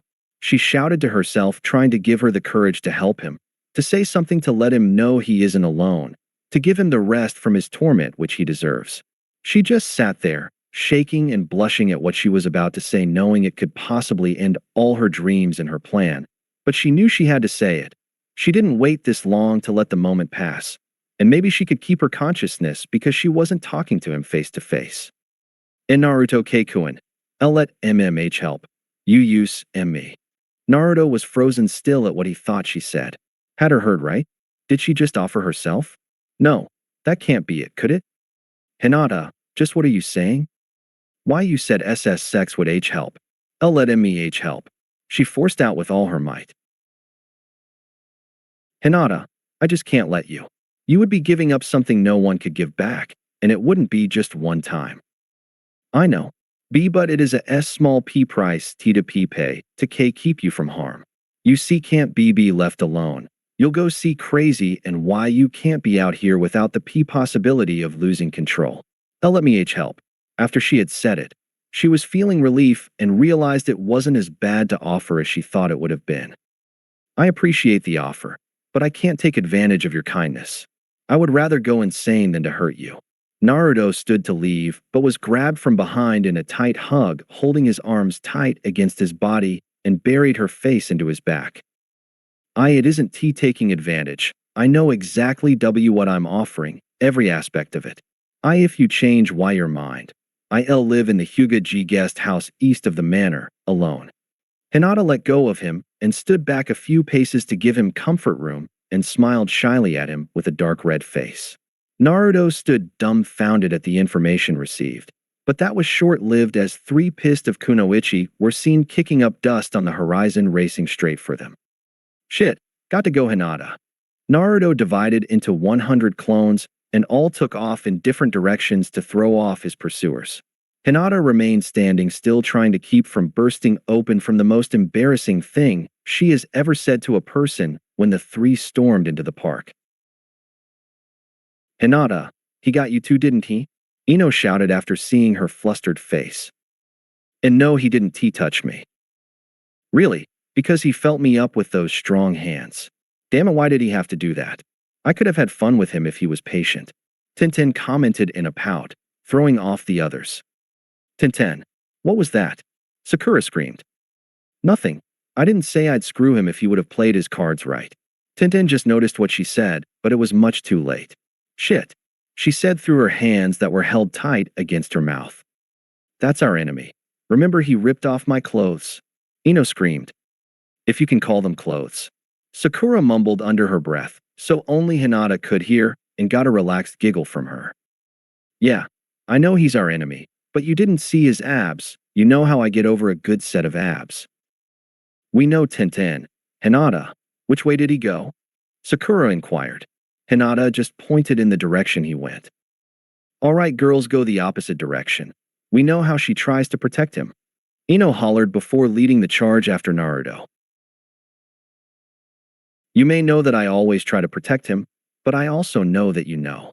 Smiling to herself, for yet another piece of trickery done, Hinata started walking away from the park. Naruto was currently sitting high on top of the Hokage monument looking over the entire village, far enough away to not see any actual people. He would have a slight smile form on his face every time one of his clones would return to him with the memories of being absolutely pummeled by the 3 raging Kunoichi. He felt that he was down to about 20, and each one that was dispersed revealed that the 3 were growing tired and may actually have lost the burning desire to see him die that day. Night was setting in, and the village was all disappearing, except for the nightlife, which actually scared him even more than daytime, since that was when the more revealing ladies start walking the town headed to the bar for the night. Feeling that he still had 10 clones that weren't touched or chased in a while, he decided they were done chasing him for now. Naruto stood up and jumped across the familiar rooftops until he came by his apartment that was nicely missing a wall in his bedroom. Not bothering with the door, he jumped into his room and stepped into the kitchen/living room area when the lights flashed on and he found himself surrounded. "So, you think you can occupy us with clones?" Sakura asked with pure hatred. It did work, didn't it?" Naruto asked, fearing for his life. "For a while. What should we do with you now?" "Oh, I have an idea." Ino chimed in as she took the kunai that Tintin was holding. Naruto gulped audibly and closed his eyes waiting for the pain, but felt nothing but a weight being lifted off of him. And a cool breeze running across his body. "Would you look at that? It seems my kunai cut your clothes off." She giggled. "Look, girls, aren't his abs just gorgeous?" Tintin commented as she licked her lips sensually. "Tintin, keep your focus, he disgraced us," Ino warned. "Oh, I am focused on his abs and his organ below it." Tintin threw off her tank top and her sports bra as she started getting closer. Seeing her breasts bouncing as she approached caused his organ, as Tintin put it, to rise up at the sight. "I see what you mean, that is nice." Ino chirped cheerily as she removed her shorts and shirt, leaving her completely naked. "Well, if you can feel me up, I can feel you up." Tintin reached out to his abs and rubbed her hands down his stomach and kept going until her soft digits encircled his hardened member. Ino came up behind him and pressed her smaller tits into his back as her hands groped his toned body. "What are you guys doing?" Sakura demanded as she saw her teammate getting attended to graciously. "Well, he saw and felt us, so I think payback should be done tenfold." Tintin called back to her as she turned her attention back to Naruto. "Fine, lay him on the floor then," Sakura commanded. The two other girls guided him to the floor and laid him on his back. The pink-haired medic swayed her way up to him and looked down at his body that Tintin and Ino were still stroking and massaging. "Well, you like grabbing for my ass. How about you try something a bit further forward?" Sakura dropped her shorts, revealing no underwear. Only a small tuft of pink as her legs stepped to the other side of Naruto's head and started to lower herself down, giving him a great view of her small slit. She was fully kneeling over him now and smiled as she inched closer to his face, and then Naruto lurched forward and looked around at the slightly unfamiliar place. "What the hell?" he asked himself aloud. He looked around some more and realized his clothes were still on and intact, but there was something in his hand. He looked to it and saw a shirt and the strap of a bra tightly held in it, still attached to a young woman about his age with tears streaming down her face while her lips were moving, but he heard nothing. Sounds slowly started to fill his mind, and her whimpering and begging dug deep into his soul. "Please, don't hurt me. I don't want my first time to be this way. Please don't," she begged through her tears. "I won't. Tell me exactly word for word on how we got here. I don't know what is going on," Naruto requested. The girl, fearing her life and purity, gladly complied and started the short story. "I was walking home later than I should have when I needed to adjust my underwear. I stepped into a side alley and adjusted them, and that was when you grabbed me and pulled off my jacket and my shirt. You were working on tearing off my bra when your eyes changed and you started talking to me. So I never made it home. So that was a dream? I haven't ever dreamed while being awake," he muttered to himself. Realizing he still had a hold on the girl's clothing, he loosened his grip and looked her in the eye. "What is your name?" "Ria." "Well then, Ria, I apologize for the scare. I didn't mean to do those things. Do you know where Tsunade lives?" She looked to be surprised at what he said, and even more at the mentioning of the Hokage. "The Hokage?" "Yes, please go to her and give her a message. Tell her these words exactly. Bachan, I have failed. I will try to fix it another way with a friend's help. Did you get that?" Naruto saw her nod her head, and he completely let go of her, but noticed her shirt and jacket were shredded. "I am so sorry, Ria. It may not be the best, but please take my shirt. I can't let you go like that." He quickly pulled off his tank top and tossed it over to her, where she pulled it on to cover herself. Thank you, I guess." "There isn't a need for thanks. If you ever need help of any kind, Let the Hokage know, and I will take care of it. I am sorry I scared you like that. Naruto stood up and moved to walk away. Are you sick? Is that why this happened? Ria blurted out, causing him to turn to her. Yes, I am sick. Something is physically wrong with me. Please, I would like to meet you again in a few months when I am better to apologize again if you'll let me. No, I can't see you again without remembering this, but I won't hate you either. You did scare me, but nothing actually happened and you stopped it. I can tell you are still a good person except whatever happened when your eyes were different. I hope you get well soon. Knowing he just hurt someone so much that they could never look at him without the fear he instilled on her, crushed his heart. He was glad she basically forgave him already, but it still shouldn't have happened. I understand and thank you. Sorry again. A few tears fell from his whiskered face as he took off running to his destroyed apartment, where he hurriedly threw on another tank top and ran towards the clan district, in search of the only possible help he could find for his condition. Naruto found himself standing outside a cozy little house deep into a small forest behind the Hyuga Manor.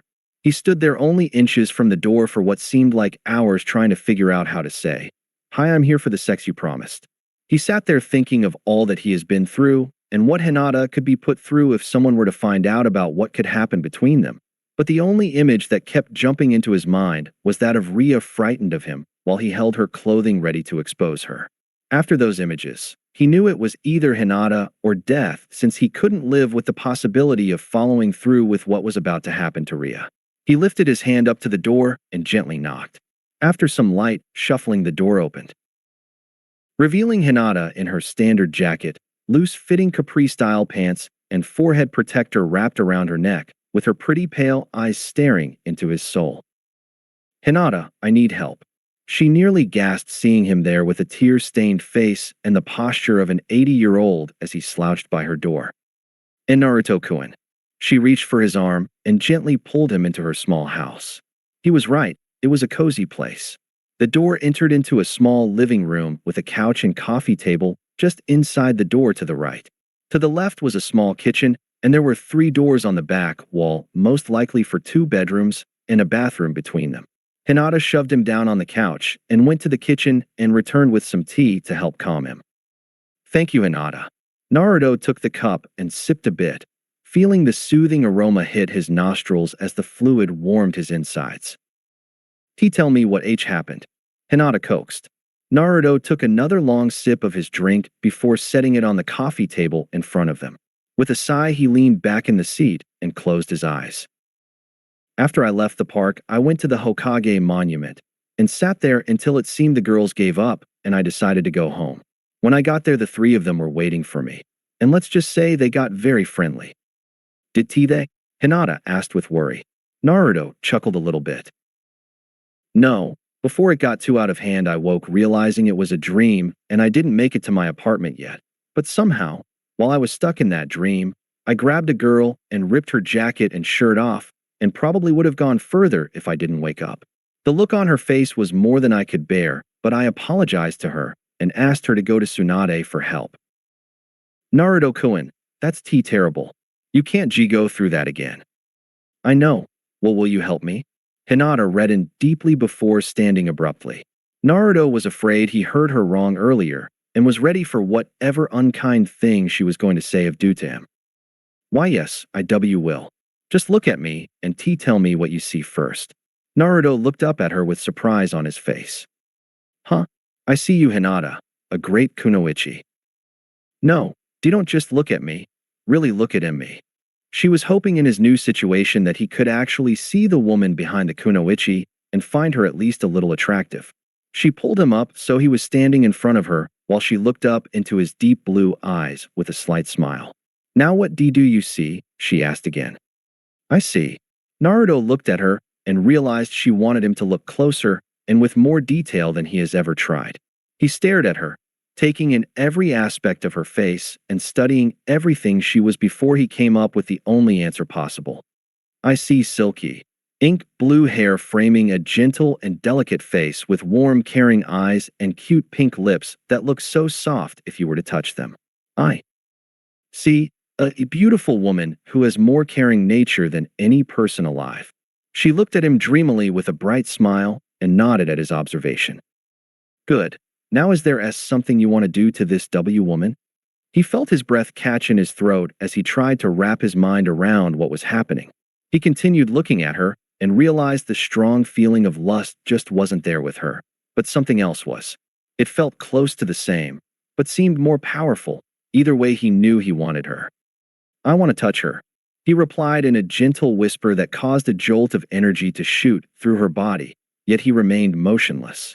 Hinata reached down and brought his hands up and placed them on each of her shoulders before returning to gaze into his eyes. Naruto-kun, do why you feel. He slid his hands up to her face where he lightly brushed his fingers across her delicate cheek and soon had both of his hands around the back of her head, rubbing her scalp and just feeling the softness of her hair. Hinata hasn't ever felt a touch like this and had her eyes closed, reveling in the soothing actions until she felt some pressure pulling her head forward. Her eyes snapped open just to see whisker marks up close before his lips pressed to hers. The kiss was very awkward and Naruto was breaking apart, but soon found he was being held in this position and relaxed into another kiss. They tried many different positions to have their heads in until they found one that worked well for them. They both seemed to understand the other as their lips parted and their tongues clashed at the entrances, wrestling and playing with each other until Hinata felt his tongue lick the back of her upper lip, causing her to giggle into his kiss. What was that? He asked in a playful tone after gently pulling out of the kiss, causing her to giggle some more. It just tickled. It was nice but unexpected. Do you want to kiss more? Or would you like to see more? I won't stop anything why you do as long as you're gentle. At this moment, she knew she could stay conscious since he has shown he wanted to be with her, giving her much more confidence than she expected she'd get from it. For those who think they are too fragile, they get real friendly further on. Full citrus warning. After round 2, Naruto carried her wet body to the dressing stool and grabbed a towel, drying off every part of her body. After doing the same for himself, he vigorously rubbed the wetness from her hair, leaving it a complete mess. Grabbing her brush from the sink, he slid behind her and took a few minutes to brush out the tangles in her hair.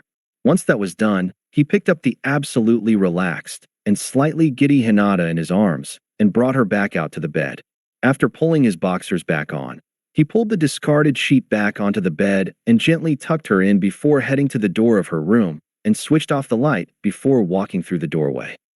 Naruto-kun. He heard her voice ring out with a bit of urgency. Yes, Hinata? You don't have to go. Why, you can stay here. Thanks, Hinata, but I don't sleep well on a couch. And no with me. She barely could see his smile from the light that was still on in the kitchen and living room area as he turned away from her room. She could see his form wander out and pick up the clothes that were strewn about before the lights were extinguished, leaving the small house completely black. Hinata heard the metal clinking of the doorknob and closed her eyes, hoping the sadness of that moment wouldn't torture her any more that night as she curled up into a defensive ball under her silky sheets, with silent tears running down her cheeks. A few moments after hearing the doorknob move, Hinata felt the mattress sway under some weight and heard something sliding across the silk sheets resting next to her. With a burst of happiness, she rolled over and nestled her naked body into the side of the warm body on her bed and rested her head on his shoulder, earning his strong arm around her back, holding her tighter against him. Can I sleep here? She asked tiredly. Anything for you, Hinata, he whispered to her near sleeping form. Anything. 21 days without ramen. Naruto started to wake after a peaceful night of dreaming of ramen, and only ramen for a change. Thinking back in his memories, he could only reason that last night he experienced another weird dream since there was no way something that perfect would land in his lap. Going to get up, he immediately stopped before trying when he heard the steady breathing of someone other than himself. Actually opening his eyes this time, he looked down and saw a dark-haired girl sleeping peacefully on his shoulder covered with a lavender silk sheet, leaving her bare shoulders exposed and a content smile on her perfect lips. Naruto only had one thought in his mind while looking at her: beautiful. Sadly, he couldn't get himself to believe she would do that for him without some other motivation driving her. She wasn't really that good of a friend, but somehow he found her soothing to talk to, and now they knew more about each other than anyone possibly could. He knew one thing, though. It would take something huge to get him away from wanting her more. Naruto felt calm and relaxed lying there watching this beautiful angel sleep comfortably in his arms, and nearly fell asleep again when her small fingers started to delicately run across his chest. After letting out a long, contented sigh, he saw her eyes open, revealing her pearly-looking orbs, and couldn't hold back a smile anymore. "Good morning, Hinata." She looked up at his, and immediately her face flushed. "So it was real?" she commented with a blush, knowing it had to be for him to be there with her. "Yeah, I had the same feeling, but I'm glad to wake up with you here. Do you think I can kiss you?" She was surprised at this request. If memory serves, he shouldn't have to ask. "Why wouldn't I let you?" "Well, you already did what you had to last night, so I just thought you wouldn't be pretending anymore." Her hand came up to his face and glided over his whisker marks before it wrapped around the back of his head and gripped it tightly. "Whoever said I was pretending?" She pulled his head to hers and pressed together in a short but heartfelt kiss before letting go. "I guess we should get up now, Naruto-kun." "Really?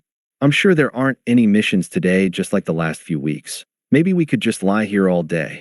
Hinata just smiled at him and sat up with a groan, taking the sheet with her, but Naruto could still see her smooth back and top of her bottom and found it alluring. "That probably isn't a good idea. We have a job to go to the mission room every day to check in whether there are missions or not.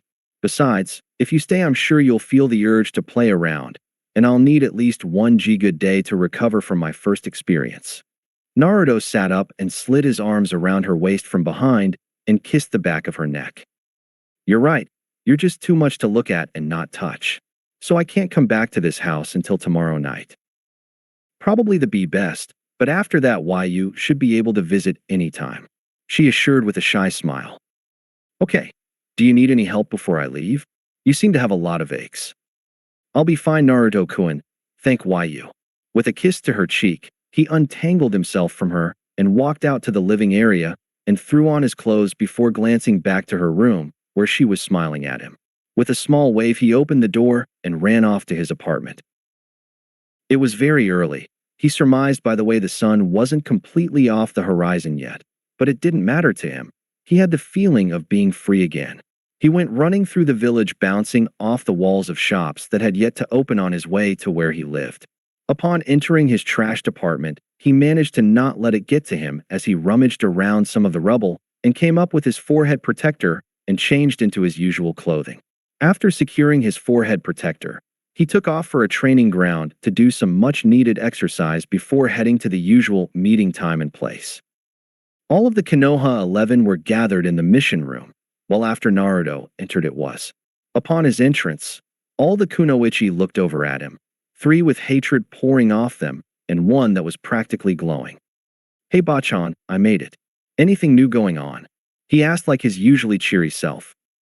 "Well, I was kept awake a bit last night by a visitor, so cut the crap," she scolded, making sure she wasn't happy with what happened. "All right, don't bite my head off. It seems there are enough people here to do that for you." Just the fact that he called it on them made the 3 kunoichi glare at him with even more intent to kill, causing him to silently cringe. "Well, now that you all are here, I actually have a few missions, but only for Shino and another one for Team Niji." Hearing a few groans from the group entertained Tsunade, but she hid it well as she handed out the mission scrolls. "Now all of you are dismissed except for the kunoichi and Naruto." All the guys looked at Naruto and saw he was sweating profusely and knew he must have done something, and certainly weren't envying him one bit. After everyone left, Tsunade looked across the girls and noticed only Hinata was smiling. The rest were dressed to kill. "Now tell me what is going on," the Hokage demanded. "Naruto is a perv," Ino shouted while Sakura and Tintin nodded in agreement. "Now what did he do?" Tsunade sighed while Naruto was in the furthest corner of the room trying to keep as far away from them as possible. "He grabbed my ass and stuck his hand down the front of my pants and cut off my bikini, leaving me naked in front of him." Tsunade couldn't hold it in anymore and busted out laughing, seeing the great Kyuubi Jinchuriki that isn't afraid to take on S-ranked missions or any enemy, hiding in the corner of the office. Seeing the 3 a bit pissed at this, she forced herself to calm down. "Sorry, it wasn't funny with what he did, but him hiding in the corner is." You should have seen the reaction on his face when he realized he grabbed Anko's chest about a week ago. He did what? Sakura screamed, knowing exactly how murderous she gets. How is he still alive? Short story, Ramen basically blocks the feelings men get when looking at women, and now that he is off of it, he is basically catching up on quite a few years of feelings. Unfortunately, he can't control it sometimes. What I would like to know is how this all got started since he locked himself in his apartment, not wanting to go out because of it. Tsunade mentioned with a pointed glare to Sakura. Oh crap. I guess that is my fault, sensei. I forced him to open the door after he refused, and then I hugged him. After that I must have chased him to where Tenten was, and she must have done something similar. Sakura, next time he says he doesn't want to let you in, maybe there is a reason for it. Do you realize what may have happened if he lost control around a female that wasn't a ninja to threaten him? All the girls cringed and Hinata looked away knowing how close to the truth that statement was. Oh, let's go girls. I don't think we were defiled that badly, Sakura mentioned before turning to the door. Yeah, but he didn't touch something that private on you, Tintin reminded, but then got a blush on her cheeks. Although in a way, it felt good. She muttered and ran out the door. Did you just say what I think you said, Tintin? Ino screamed as she followed them, knowing full well that she was a bit of an exhibitionist and might have stripped for anyone after a little sake. Now then, you two have some explaining to do, Tsunade commanded with a stern face. Yeah, about that. See ya. Naruto immediately rushed out of the office in a blur, not wanting to stick around for the conversation she wanted to have, leaving Tsunade stuck between getting angry or laughing at him being normal again. Well, Hinata, I guess it is just us. Yes, Hokage-sama. She squeaked quietly. Call me Tsunade, no Sama or anything.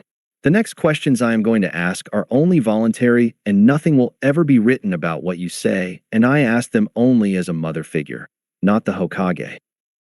I understand, Tsunade. Good. Now I am guessing you are the friend he mentioned in his message since you seem much too happy and aren't moving very fast today. Seeing her not answer and just blush was enough of an answer for her. Now then, did he ask you to do this? No, I offered. Tsunade was taken aback by this revelation. Apparently, she isn't as shy as people thought was ONT thing that ran through the Hokage's mind. You offered? And he took you up on that right away? No, he took the incident with Ria to finally come to me for help. He wasn't doing very well. If I didn't do something to lessen his B burden, I'm sure he would have killed himself to protect more people like Ria. I hate to be personal, but did he at least treat you like a person, or did he just use you? Hinata finally looked up from her feet with a brilliant smile on her face. He was wonderful.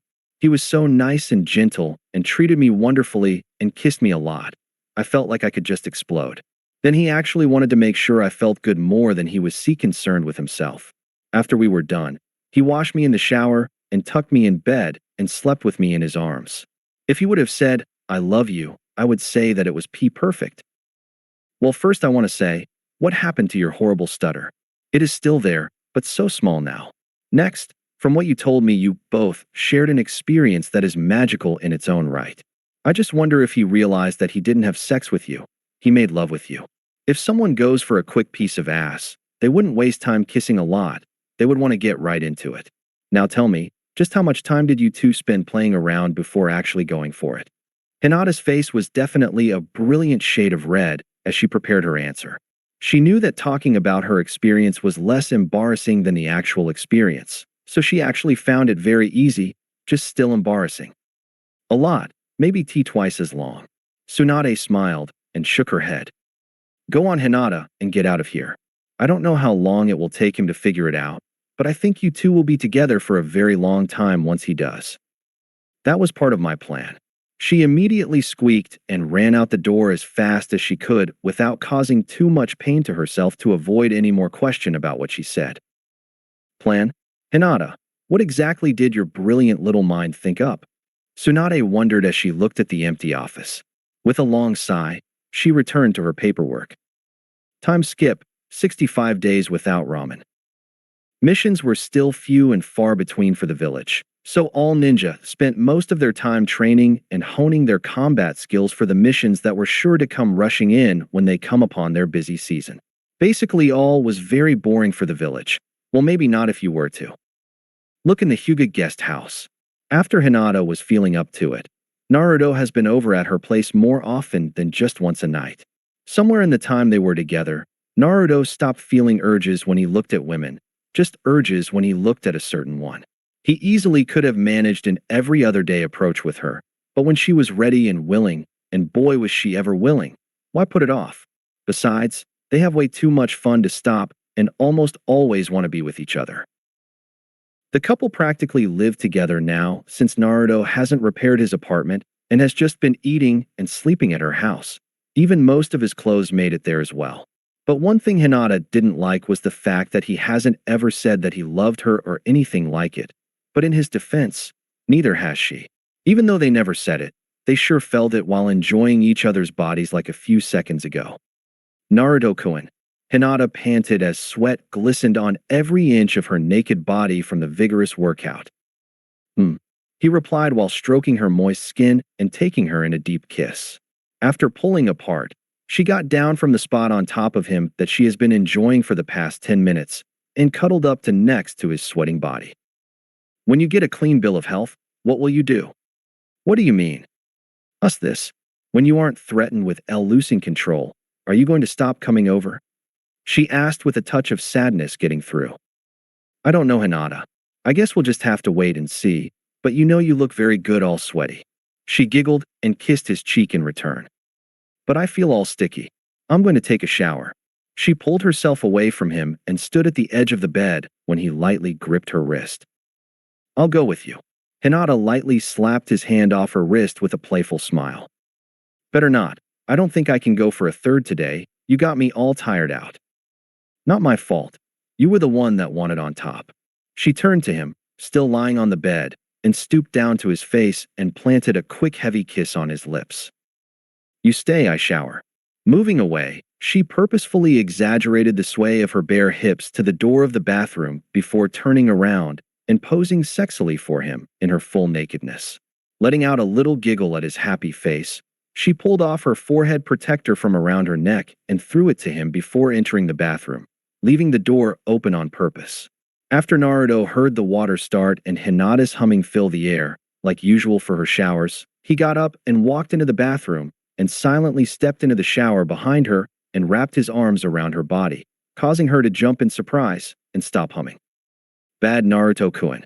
She scolded as she twisted in his arms to face him before standing on her toes to reach his lips. She felt his arms tighten around her back, holding her at her current height as he continued kissing her as he stepped them both under the shower head, forcing them to break for lack of breath.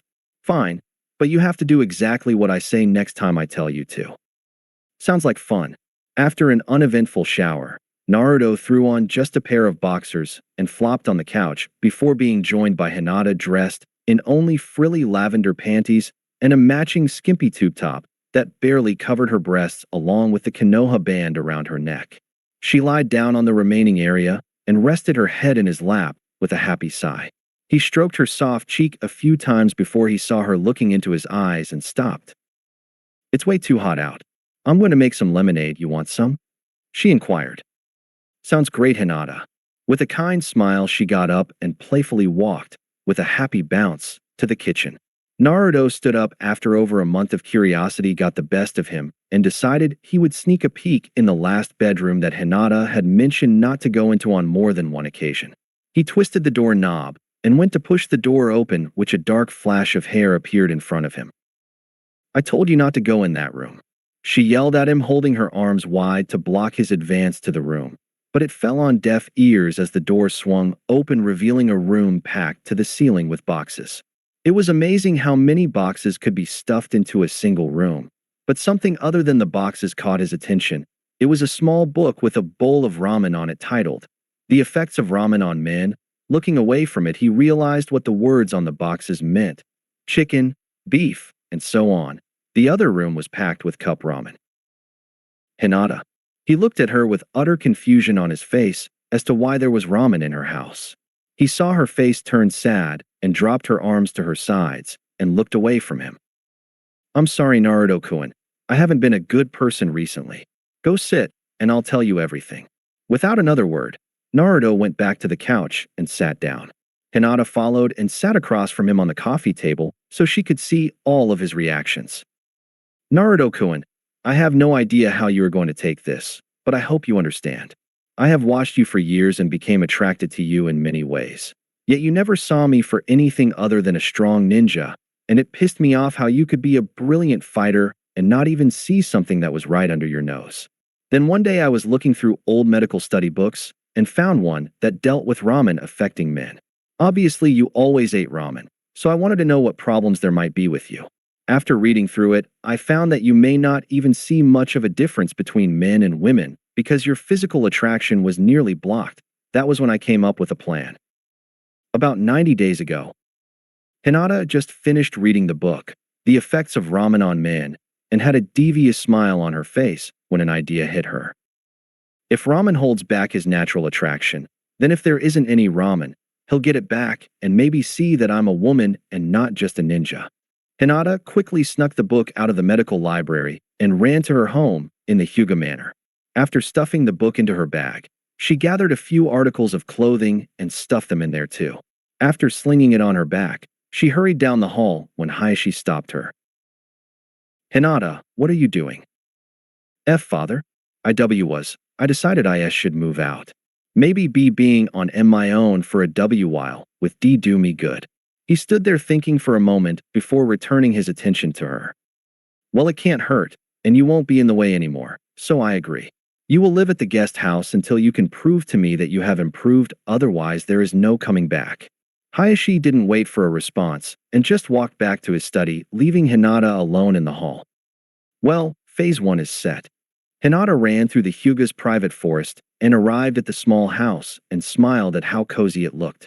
She was glad the Hyuga maids cleaned the house a few weeks before, so there wasn't much to move before she dropped her pack and pulled out a huge coin bag bulging at its seams.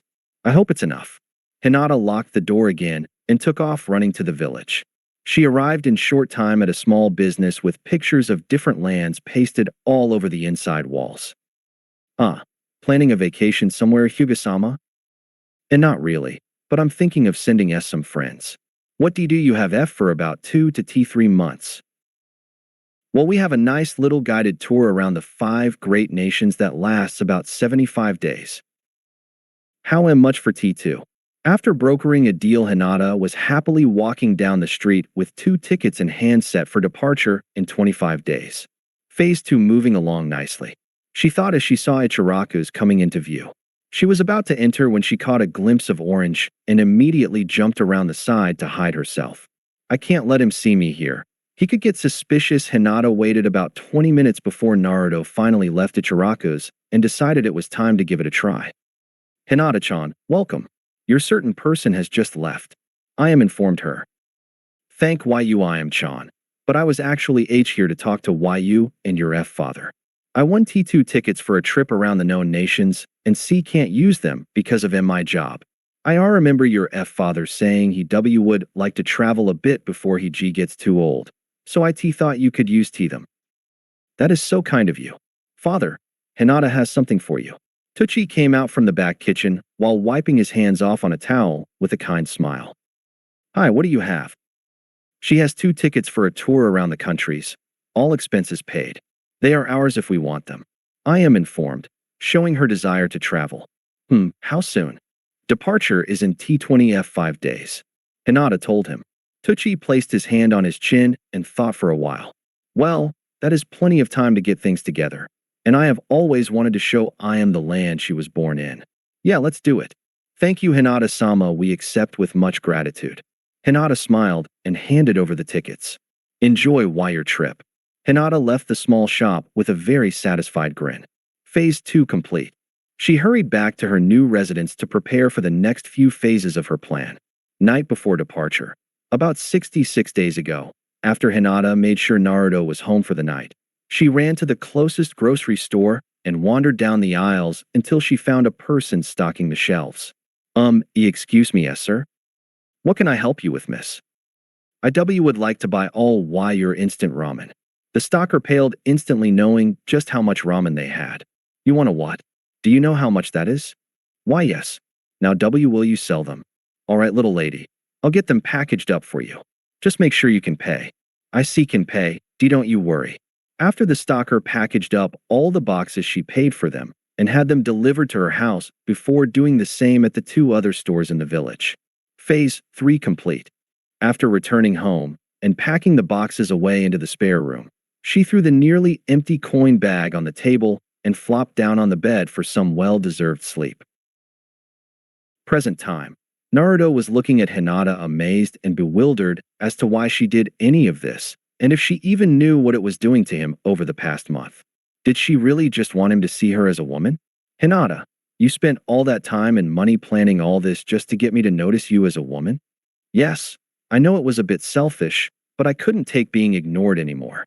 Naruto frustratingly ruffled his hair, trying to figure out how to view this. I'm sorry, but I just don't get it. Do you know what damage you almost caused the entire village? Yes, but honestly, I didn't know the QB did that to you when I executed the plan. So in this big plan of yours, did you plan out the whole sex thing? No, that just happened because it needed to. I actually planned that out for much later. You know, after we had many dates like normal couples. But now it is all messed up. Is there something you aren't telling me? Hinata looked away quickly to not catch his gaze. She soon felt a hand on her chin, turning her face back to him. Hinata, what are you not telling me? Naruto saw her eyes start watering and start flowing tears down her cheek. Am I a bad person, Naruto-kun? I hide something so important from you. I really should have told you the first night you came over, but I didn't want to scare you away from me. Please tell me what you are hiding. He asked again while her sadness kept growing, making her bottom lip quiver, trying to hold back her sobs. You ever wonder why no one is seen dating a Hyuga? Most are scared or put off by a law of ours. If a Hyuga has consensual sex with a person on 3 consecutive days, then they are seen as married by the Hyuga Council. If a Hyuga gets married in this manner, their partner must go through a harsh test to confirm their ability to not bring weak blood into the clan. You must think I'm horrible for not telling you that you are seen as married to a girl that cheaply handed out sex. I'm sorry you have to be stuck with me. She turned away again, so she didn't have to see his rejection, but found herself being pulled back to face him. Hinata, look at me. I know this isn't how either of us planned on getting married, but what done is done. Since there isn't a way out, I'll not fight having to be married to you. Besides, anyone would be a fool to not find you attractive. I suppose if you think about it, we have been acting like a married couple for the past month. Aren't you angry at me? Very angry, but I can't stay mad at a beautiful woman sitting in front of me in her underwear, but I can punish her. Hinata looked at his mischievous smile cautiously before he pulled her into his lap and started tickling her sides, causing her to burst into uncontrolled laughter. Stop. No, don't touch me there. Stop. I can't take all of it. She screamed through fits of laughter when all of a sudden the door was kicked in. Hinata-sama. Niji froze as he looked at the couch with Hinata in her underwear and Naruto equally dressed with his hands on her sides from tickling her. He stared much too long on her lavender tube top, where it was light enough that you could distinguish the darker areas from the rest, and then down to her fit legs and frilly panties. Ew, gross. I'm basically your sister. Quit looking at me like that. Hinata shouted after seeing her cousin's gaze over her body. Yeah, and what are you doing bashing through her door like that? We were trying to have some fun. Naruto commented with not much anger being displayed. Well, then it is a good thing I showed up before you got too far. He commented after snapping away from Hinata's body. Well, maybe this time. Naruto commented with a smirk. Naruto-kun, shush. Hinata moved behind Naruto on the couch and pulled his back against her to hide her body. She wrapped her legs around his torso and laid them in his lap, while her arms came around his neck, holding him onto a soft pillow of flesh. Nisan, what are you doing here? I came by to tell you that you are requested by Hayashisa-sama, but then I heard screaming and came in. Well, we were doing fine without you interrupting. Naruto muttered. Well, I hope you weren't hoping to do anything inappropriate with her. Niji retorted, define inappropriate. Would you bother us if we were married? Naruto asked, smiling and knowing. Smile. No, you didn't. How many days, Hinata-sama? Naruto-kun, I told you to shush. I didn't want him to know yet. She scolded. How many? Niji demanded again. Fine, 43 consecutive. You want me to break it down to how many we did each day? Niji was definitely shocked that they were at it so often, but he realized if he had a willing girlfriend, then he would want to enjoy it that often as well. After his mind wandered too much from the topic at hand, he shook his head to throw out the thoughts. No, definitely not. Now I suggest you get a few more clothes on before going to meet Hayashi-sama. I will, but don't expect too many. It is hot out there. Fine, but you'll want to bring him if I heard their conversations correctly. Your time living alone did you well? You don't stutter anymore. Well, only half was living alone. Now go, and I said. Niji was happy to oblige since she has clearly found her confidence in one that had more than enough to spare. All right, Hinata. I suppose we should get a few more clothes on. I was really just hoping to lounge around all day with you half-dressed. Hinata pushed him off her and untangled her legs before easing out from behind Naruto. She pushed him backward on the couch before lying down on top of him. Well, he can wait another 5 minutes. I want to lie with you a little before we leave. Naruto wrapped his arms around her exposed back and ran his fingers up and down her spine. I can handle that. After a few seconds, Hinata kissed his neck and looked into his eyes. Naruto-kun, are you sure you are okay with this? I never wanted to trick you like this. Don't worry about it.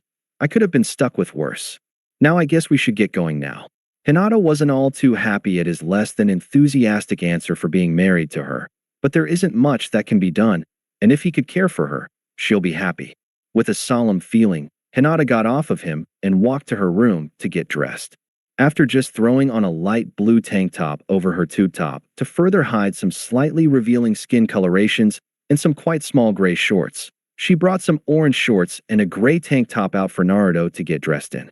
After being all dressed, they stepped out of the house into the scorching heat. This is one hell of a heat wave, Naruto commented.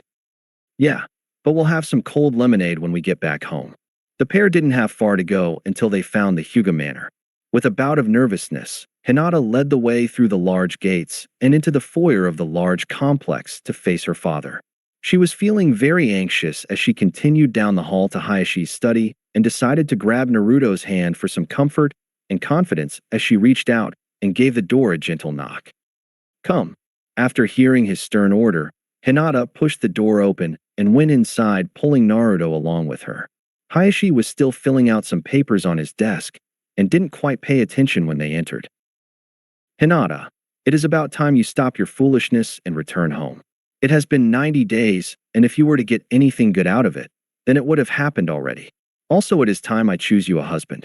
Naruto felt his hand start getting crushed by her sudden need to squeeze his hand and was afraid she might break it when Hinata spoke up. No, father, it is far from foolish. I have proven my independence and changed myself for the better, and I already have a chosen. Hayashi's head snapped up to make sure it really was his shy daughter that spoke to him with resolve and without a shy stutter. When he saw her, he almost fainted. She no longer looked like a respectable young girl, but a confident and alluring woman. But the worst was who she was clinging to, the one person in the entire village that he never wanted to see his daughter associating with, the Kyubi Jinchuriki. What is the meaning of this? How dare you bring that thing in here? Hinata was now getting pissed. She knew at that moment that she was completely different and wouldn't take anything from her father without a fight. This thing means more to me than this worthless clan, but I am born of your blood, so I am bound to it. There isn't anything you can do to break us apart, since we have already satisfied the requirements. She informed him like it was law. That may be true, but don't forget, I choose when your final test for heiress is and who you fight. If you don't want the seal placed on you and reduced to a bawling heap whenever someone deems you weak, then you will behave and dress properly. He countered venomously. Go screw yourself, father. I am my own person, and I will do what I want with whom I want. As stated in the Hyuga laws, when a test for heir between two possible children, I can place any stipulation I want. If I win, I want to be assured that neither I nor my children can be cursed with the seal, no matter who sees it fitting, and you will accept my marriage to Naruto-kun. Deal. Well, you certainly have gained some brass. Maybe you aren't completely worthless, but your skill is still less than perfect. Either way, I accept your terms, because if you lose, you will be sealed like stated in the Hyuga laws. Now you boy, I am also required to put you through any test I decide, and you can request any stipulations like Hinata did. Really? He asked as her wiggled his way out of Hinata's grip. Just how far is this allowance allowed to supersede? Hayashi saw his movement away from his daughter and got a smirk forming across his face. Well, it can supersede any other Hyuga law, but I still have to accept the terms. Naruto showed off a huge smile, one that was sure to fool even Hinata into believing it. All right, this is my stipulation. I can marry anyone I want and not be tied by any law of your clan. Hinata's face jumped in fear, sadness, and surprise knowing this is the only way out of her less than honest marriage. And any future girlfriends or wives and their children cannot be touched by this clan in any way. Also, when I start my ascension to the title of Hokage, your clan will not offer direct resistance. Is this satisfactory? Hayashi was overjoyed that he wanted a way out of the clan marriage laws and was happy to oblige. So, you want to be able to break out of the marriage law you unknowingly entered with my daughter and have me, and the clan, not stand in your way of any relationships you have in the future, and we aren't allowed to influence them or their children in any way. Also, you don't want us to directly object to your becoming Hokage, but you'll allow it indirectly? Is that what I heard? Definitely. I accept. Hinata had yet to say anything and stared at the blonde at her side in utter shock and unwilling acceptance of her rejection. Naruto-kun. He turned to her with an emotionless face and saw her saddened by his request, but didn't show any sign of joking or even caring for her feelings. Like you were expecting me to take all the trickery you did to me when I have a way out? I never wanted to be forced into a marriage, just like I'm sure you never wanted an arranged marriage yourself. And then I find out you left an important detail that made me your husband unknowingly. To top that off, you caused the ramen shortage that caused me to nearly lose control and possibly destroy this village. I can't allow myself to be in a marriage like that. Hinata was starting to tear up, but realized something. It was all to make him happy. She knew he never had any relationships and did what she could to help him since he wouldn't ever have one at the rate he was going. Really, the only selfish thing she did was make herself the person he would run to. But she knew that she would love him till the end, so it was all for his happiness. You know, Naruto-kun, I just wanted to make you happy. Everything I did was so I could see to it that you were always loved. Hayashi didn't want any chance for going back on the challenge and interrupted them. Enough. I say we hold the battles right now. Now head to the dojo, and I'll have your opponents meet you there. Hayashi ordered and ushered them out of his study. Naruto and Hinata walked down the hall at arm's length, not even saying a single word to each other, and entered the dojo. After a few minutes of silently waiting, Hayashi entered with the council, all wearing a confident smile. The Hyuga Council accepted your terms as well and decided your opponents. You shall face each other. Hayashi was satisfied with the council's brilliant decision. If Hinata wins, then Naruto loses, and he can't marry her since he would be deemed unworthy, and she will end up being heir. And if Naruto wins, Hinata loses, meaning they won't be together, and she won't be heir. It is a small price to pay. Either way, the two of them can't be married with the circumstances set up. Unfortunately, Hinata saw this as well and knew that even if she pushed her limits on morality, she still couldn't get married to the one she loves. After this revelation, she started crying. Father, Naruto-kun, if that is your wish, for me to not be married to someone I love with all my heart, then so be it. I forfeit. I can't have you be in a marriage you don't want to be in, so you can now go marry anyone you want, and I'll allow myself to have the seal. If I can't have your love, there is no use in trying anything anymore. I just wanted to give you everything I could, Naruto-kun. She knelt down in front of her father with her forehead bared awaiting the seal. Very well. I always knew you were too weak to be heir. Hayashi started the series of hand signs, but was interrupted by a loud voice. Hayashi. She is not weak. She just apathetic. She doesn't want other people to feel pain if she can take it upon herself. Now I request that you step away from my girl. All the members of the council snapped in the direction of the smirking blonde. What? You guys too stupid. I choose her as my future wife. Now you can't touch her or her children with that damn seal, leaving her the only one in the main branch that is immune to the having the seal. Now what does that make her? Hayashi looked at the blonde in awe that he thought of tricking everyone like that. That makes her the undeniable heir to the clan. Also, now that you won your match, we can't forbid your marriage to her, and you already have fulfilled the required steps, so she is your wife now. You also get a free pass from us if you make it to Hokage. Well played. Hayashi took in a deep breath and let it out quickly from being duped. We really should have expected a trick like this from the village's legendary prankster, but we were so caught up in the concept of you not wanting to marry her. I guess the clan is in need of a change. Hayashi stepped back from Hinata, who still couldn't figure out what happened yet, but she was brought back when she felt a hand touch her hand and hold on to it. Hinata, I'm sorry for tricking you like this, making you feel like I wanted nothing to do with you, but it was an easy way to ensure everything we wanted. Right now you are feeling what I did when you told me about the trickery you pulled, but I think I can help you. I didn't want to be married under the circumstances you ended up making. I wanted it my own way. Kneeling down in front of her, Naruto lifted her chin to look into her eyes. Hinata, I really didn't know what to think when you offered to help me, but it only took a few minutes until I figured out what I wanted, but then it made it even harder. I basically had to face a difficult decision to give you my heart. Hinata, you are more than I could ever want and I love you. Will you still want to be married to me? Hinata sat there for a few short seconds before throwing her arms around his neck, hugging him with everything she had. That was me, Naruto-kun. She cried into his shoulder. I'm sorry, Hinata, but it had to be believable. Are you still willing to give me your heart? No. You've always had it. It just took you much too long to see it. I realized I loved you years ago.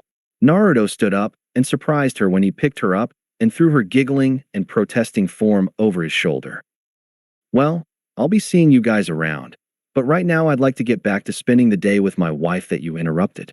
Naruto headed out of the room with Hinata on his shoulder with a huge smile, looking back at her father and waved happily to him. For the first time since Hinata's mother was alive, Hayashi's lips curled up into a smile. Hayashi-sama, you must do something, commanded an elder councilman that didn't have an idea to rectify the situation. No, I don't. You accepted the stipulations, and I will not go back on them. Besides, have you ever seen my daughter so happy? As a father, I can't do anything after seeing that display of sheer joy in her eyes. Hinashi continued staring at the door where she disappeared out of with his smile, still in full effect, thinking about how she hid all her strength and just needed a single outcast to acknowledge her to bring it out. He was sure the clan was in good hands, and with someone like Hinata at Naruto's side, he just might make Hokage. Naruto-kun, can you put me down? Hinata requested as they were now meandering towards the small house. Nah, I'm good, he replied as he adjusted his grip and placed his hand firmly on her ass and continued down the path to their place. Naruto-kun, she whined as he chuckled at her. Fine. Before she knew it, she was swung off his shoulder and into his arms, carrying her bridal style. There, that better? Yes, now I can watch you, and if I want. Hinata pulled herself up and kissed him quickly. See how much better it is. Smiling at her playfulness, Naruto stopped and set her feet on the ground. Well, I guess we have the rest of the day to ourselves. What would you like to do? Nothing but lie around with you, she offered. That's a great plan. Taking her hand, they hurriedly entered the small house and Naruto flopped down on the couch while Hinata got some glasses and poured some lemonade that she made earlier. Here, Naruto-kun. After handing over the glass, Hinata sat next to him, leaning on his shoulder. Thanks, Hinata.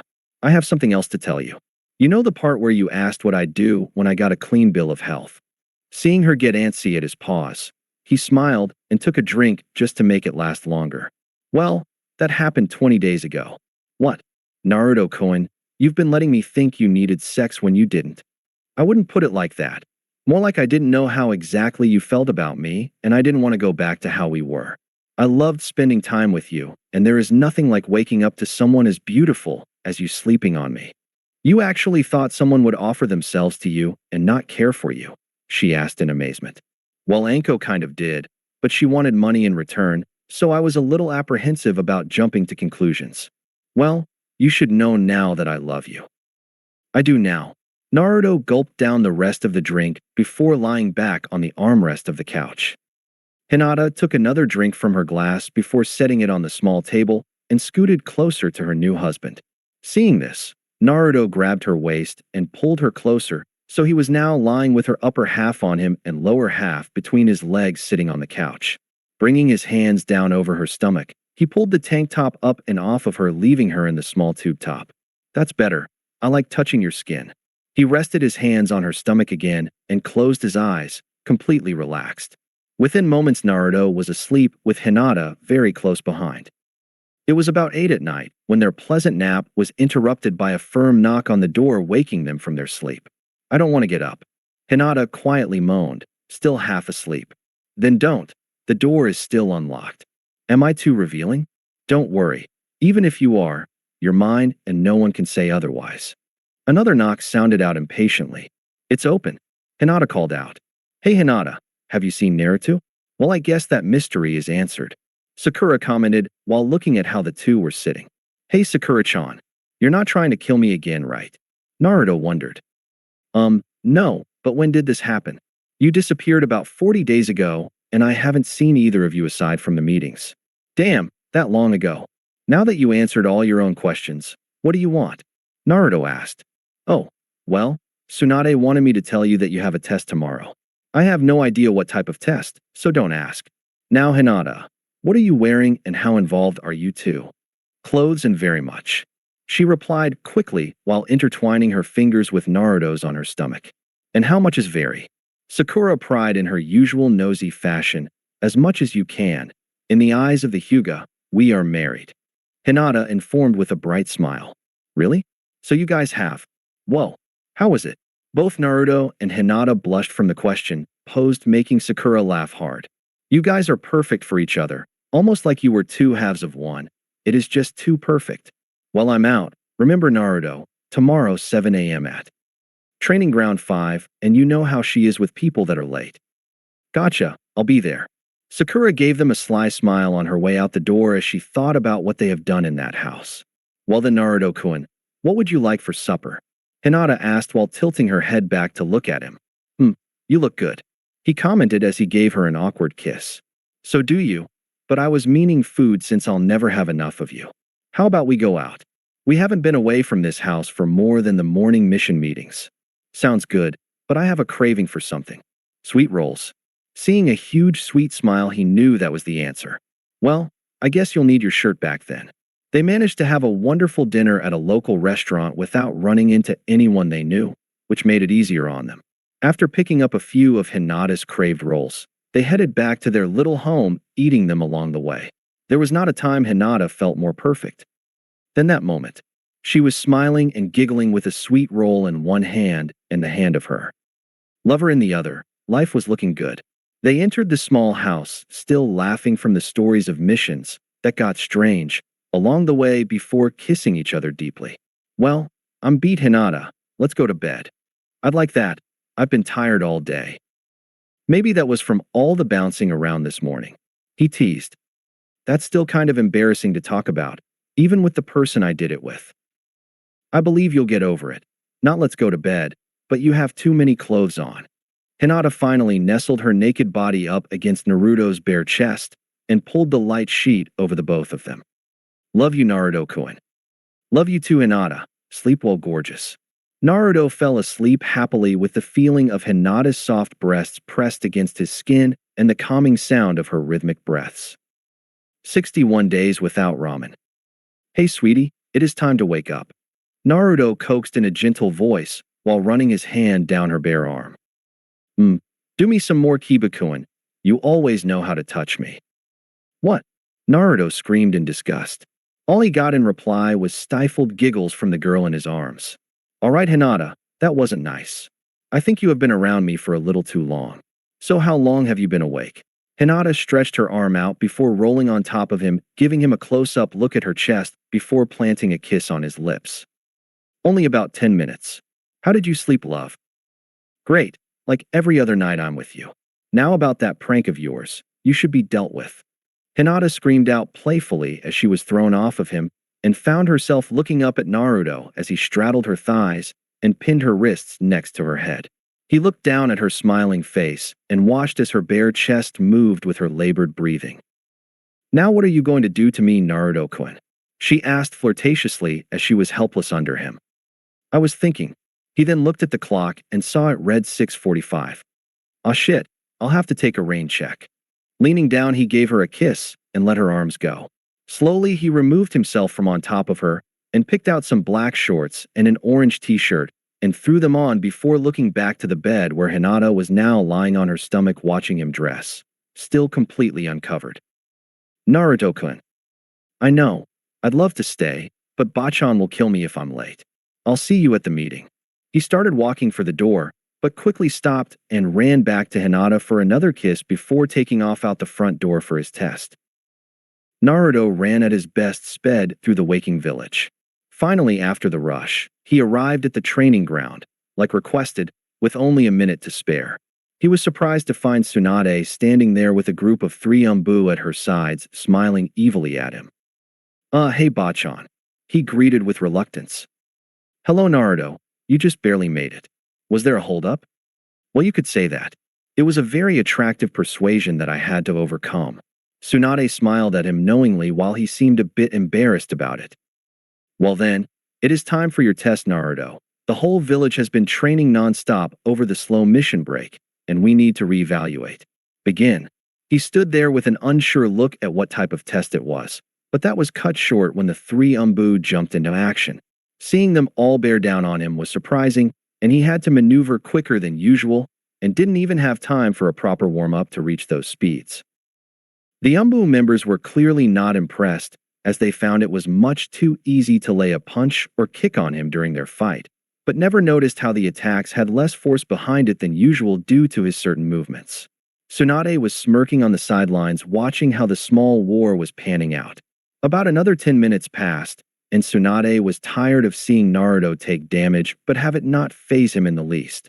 After removing her loose-fitting jacket, she stretched out a few of her muscles and jumped into the fray with a massive fist. With a backflip, Naruto avoided the punch as it completely wasted the ground, sending pieces of it into the air. Enough warming up, Naruto. Time to kick it up. Umbu, ninjutsu is allowed. Naruto heard some chuckles from the team as they regrouped a bit and took off in a frontal attack. Well then, I guess it is time to quit holding back. As the 3 Umbu charged at him in a standard delta pattern, they were suddenly aware of Naruto's sudden speed increase. Using the lead fighter as a springboard for his hands, Naruto leaped over him and caught the other 2 by surprise with a foot for each of them. Vaulting of the ground with his right hand, Naruto righted himself and twisted around to face them while skidding to a stop. "Not forgetting about me, have you?" Tsunade called out with a glowing fist headed for his face. "Shit." He cursed loudly. Tsunade was prepared to halt her attack when Naruto's eyes flashed red and her fist was halted by a huge red hand of pure chakra. He then pushed his hand through the chakra, gripping her wrist and yanking her forward to increase the force of his incoming punch that was emitting red tendrils of chakra. Tsunade was actually feeling a bit worried at his ruthless attacks while she grabbed his wrist with her other hand. By this time, the Umbu were in mid-throw with a series of well-aimed kunai and shuriken just to see them get deflected by the arrival of 3 tails of chakra. Naruto felt the movement of his chakra and brought his feet up quickly and rammed both of them into Tsunade's gut, effectively pushing the air out of her lungs and ripping away from her grip while propelling him towards the other 3 opponents. After landing on the ground, Naruto heaved a huge amount of effort into his legs, causing his feet to dig into the ground before he was propelled at unimaginable speeds towards one of the Umbu that just finished the signs for a jutsu. Katan, Gokakyu no Jutsu, Fire Release, Great Fireball Technique. The obviously male voice rang out as he exhaled a massive fireball towards the oncoming ninja. He stepped back in shock as Naruto was seen running out the other side of the flame, effectively hiding the fact that he used a clone to run into the ball of fire, a replacement to get out of the way, and yet another replacement mere moments after with the singed log, making it appear as though he ran through the ball of fire with his chakra protecting from the burns. Feeling helpless from his surprise, the Umbu had no counter for the bright blue ball of chakra headed right for him. Rasengan. The chakra sphere was within inches on his face when Naruto snapped his hand shut, crushing the sphere.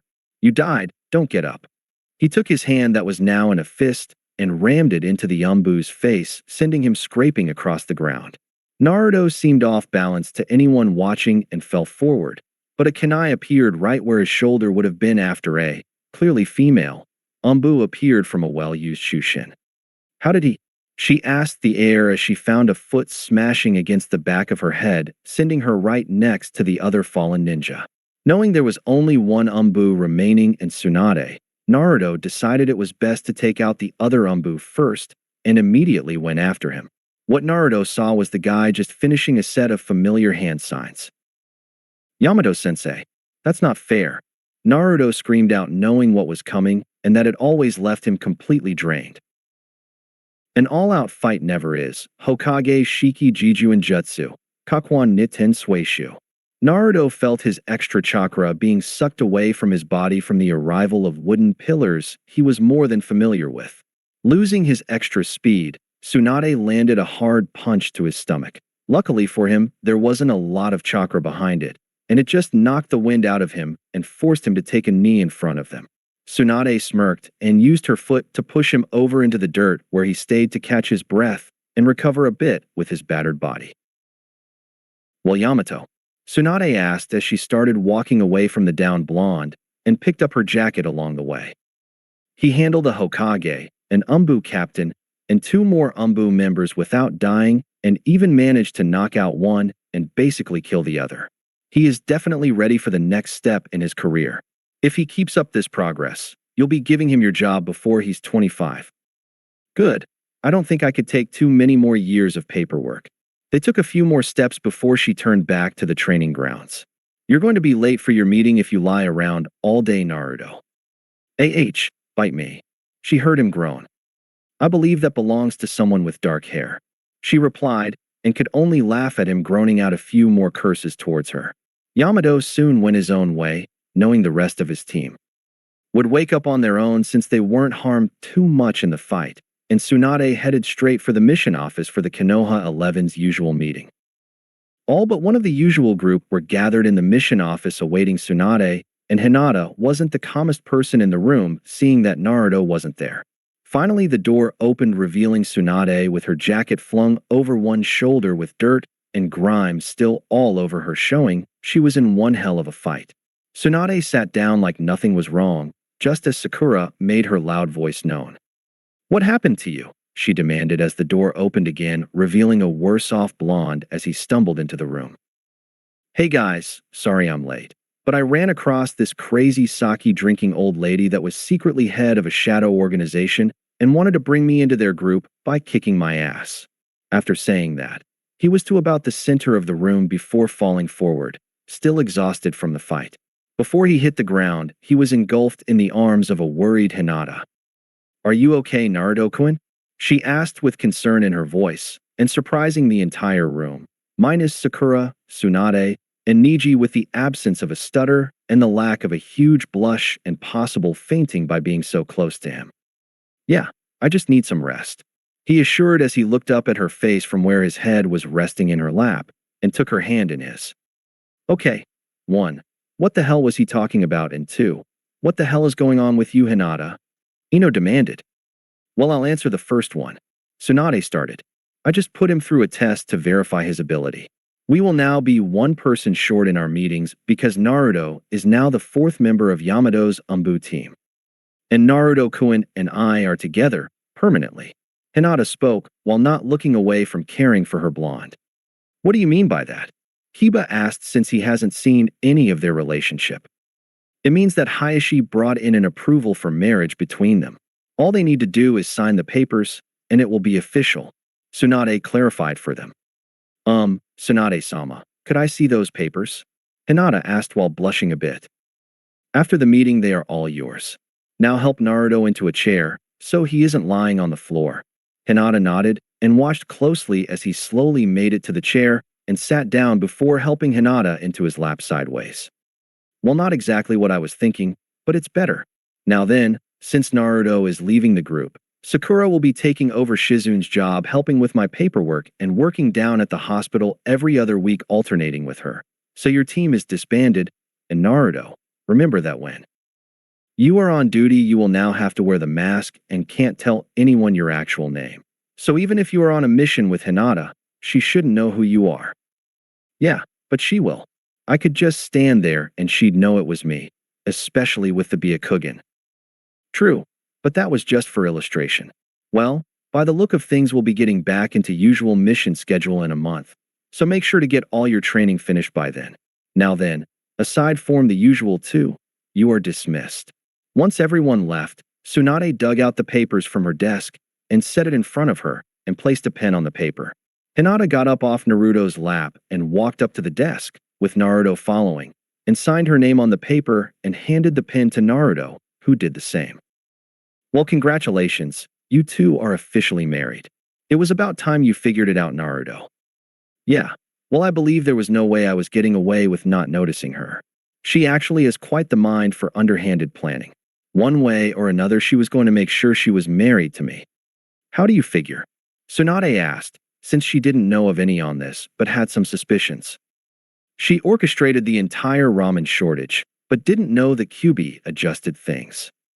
Well, I did think she was planning something, but that is actually more involved than I thought she was planning. How did you pay for all of it? I have been saving mission money since we were Genin just for a plan to come to me to get Naruto-kun to actually see me. When I learned about the ramen, I put a new plan into action. I guess it all worked out in the end, but don't try messing with the economy again. It can cause some problems. Tsunade told her seriously, but still had a kind smile on her face. Yeah, I'll make sure to keep a very close eye on her in the future. Naruto assured with a huge grin. All right, you two, get out of here.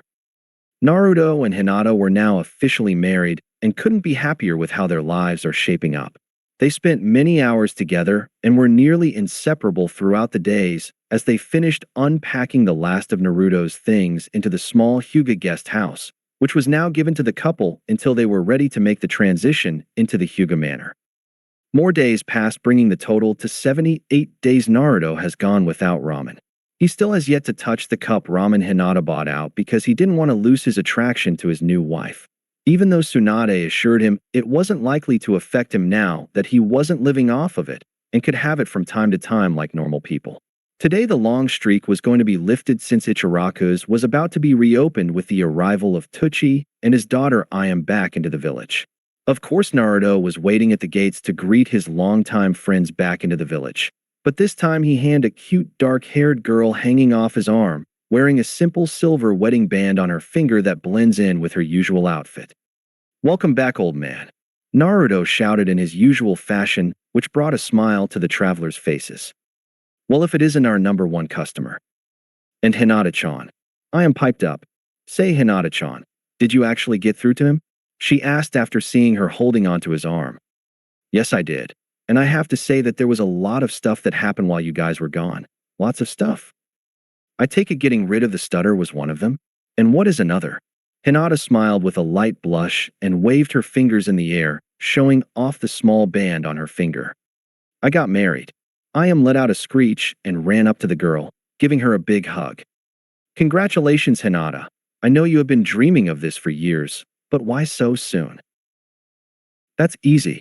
Somewhere between being without ramen for many days and a Hyuga law, it was shortened a great deal, but we love each other, and I know Hinata will never love anyone else since she waited over 6 years for me when she could have found someone else, and that is good enough for me to never leave her.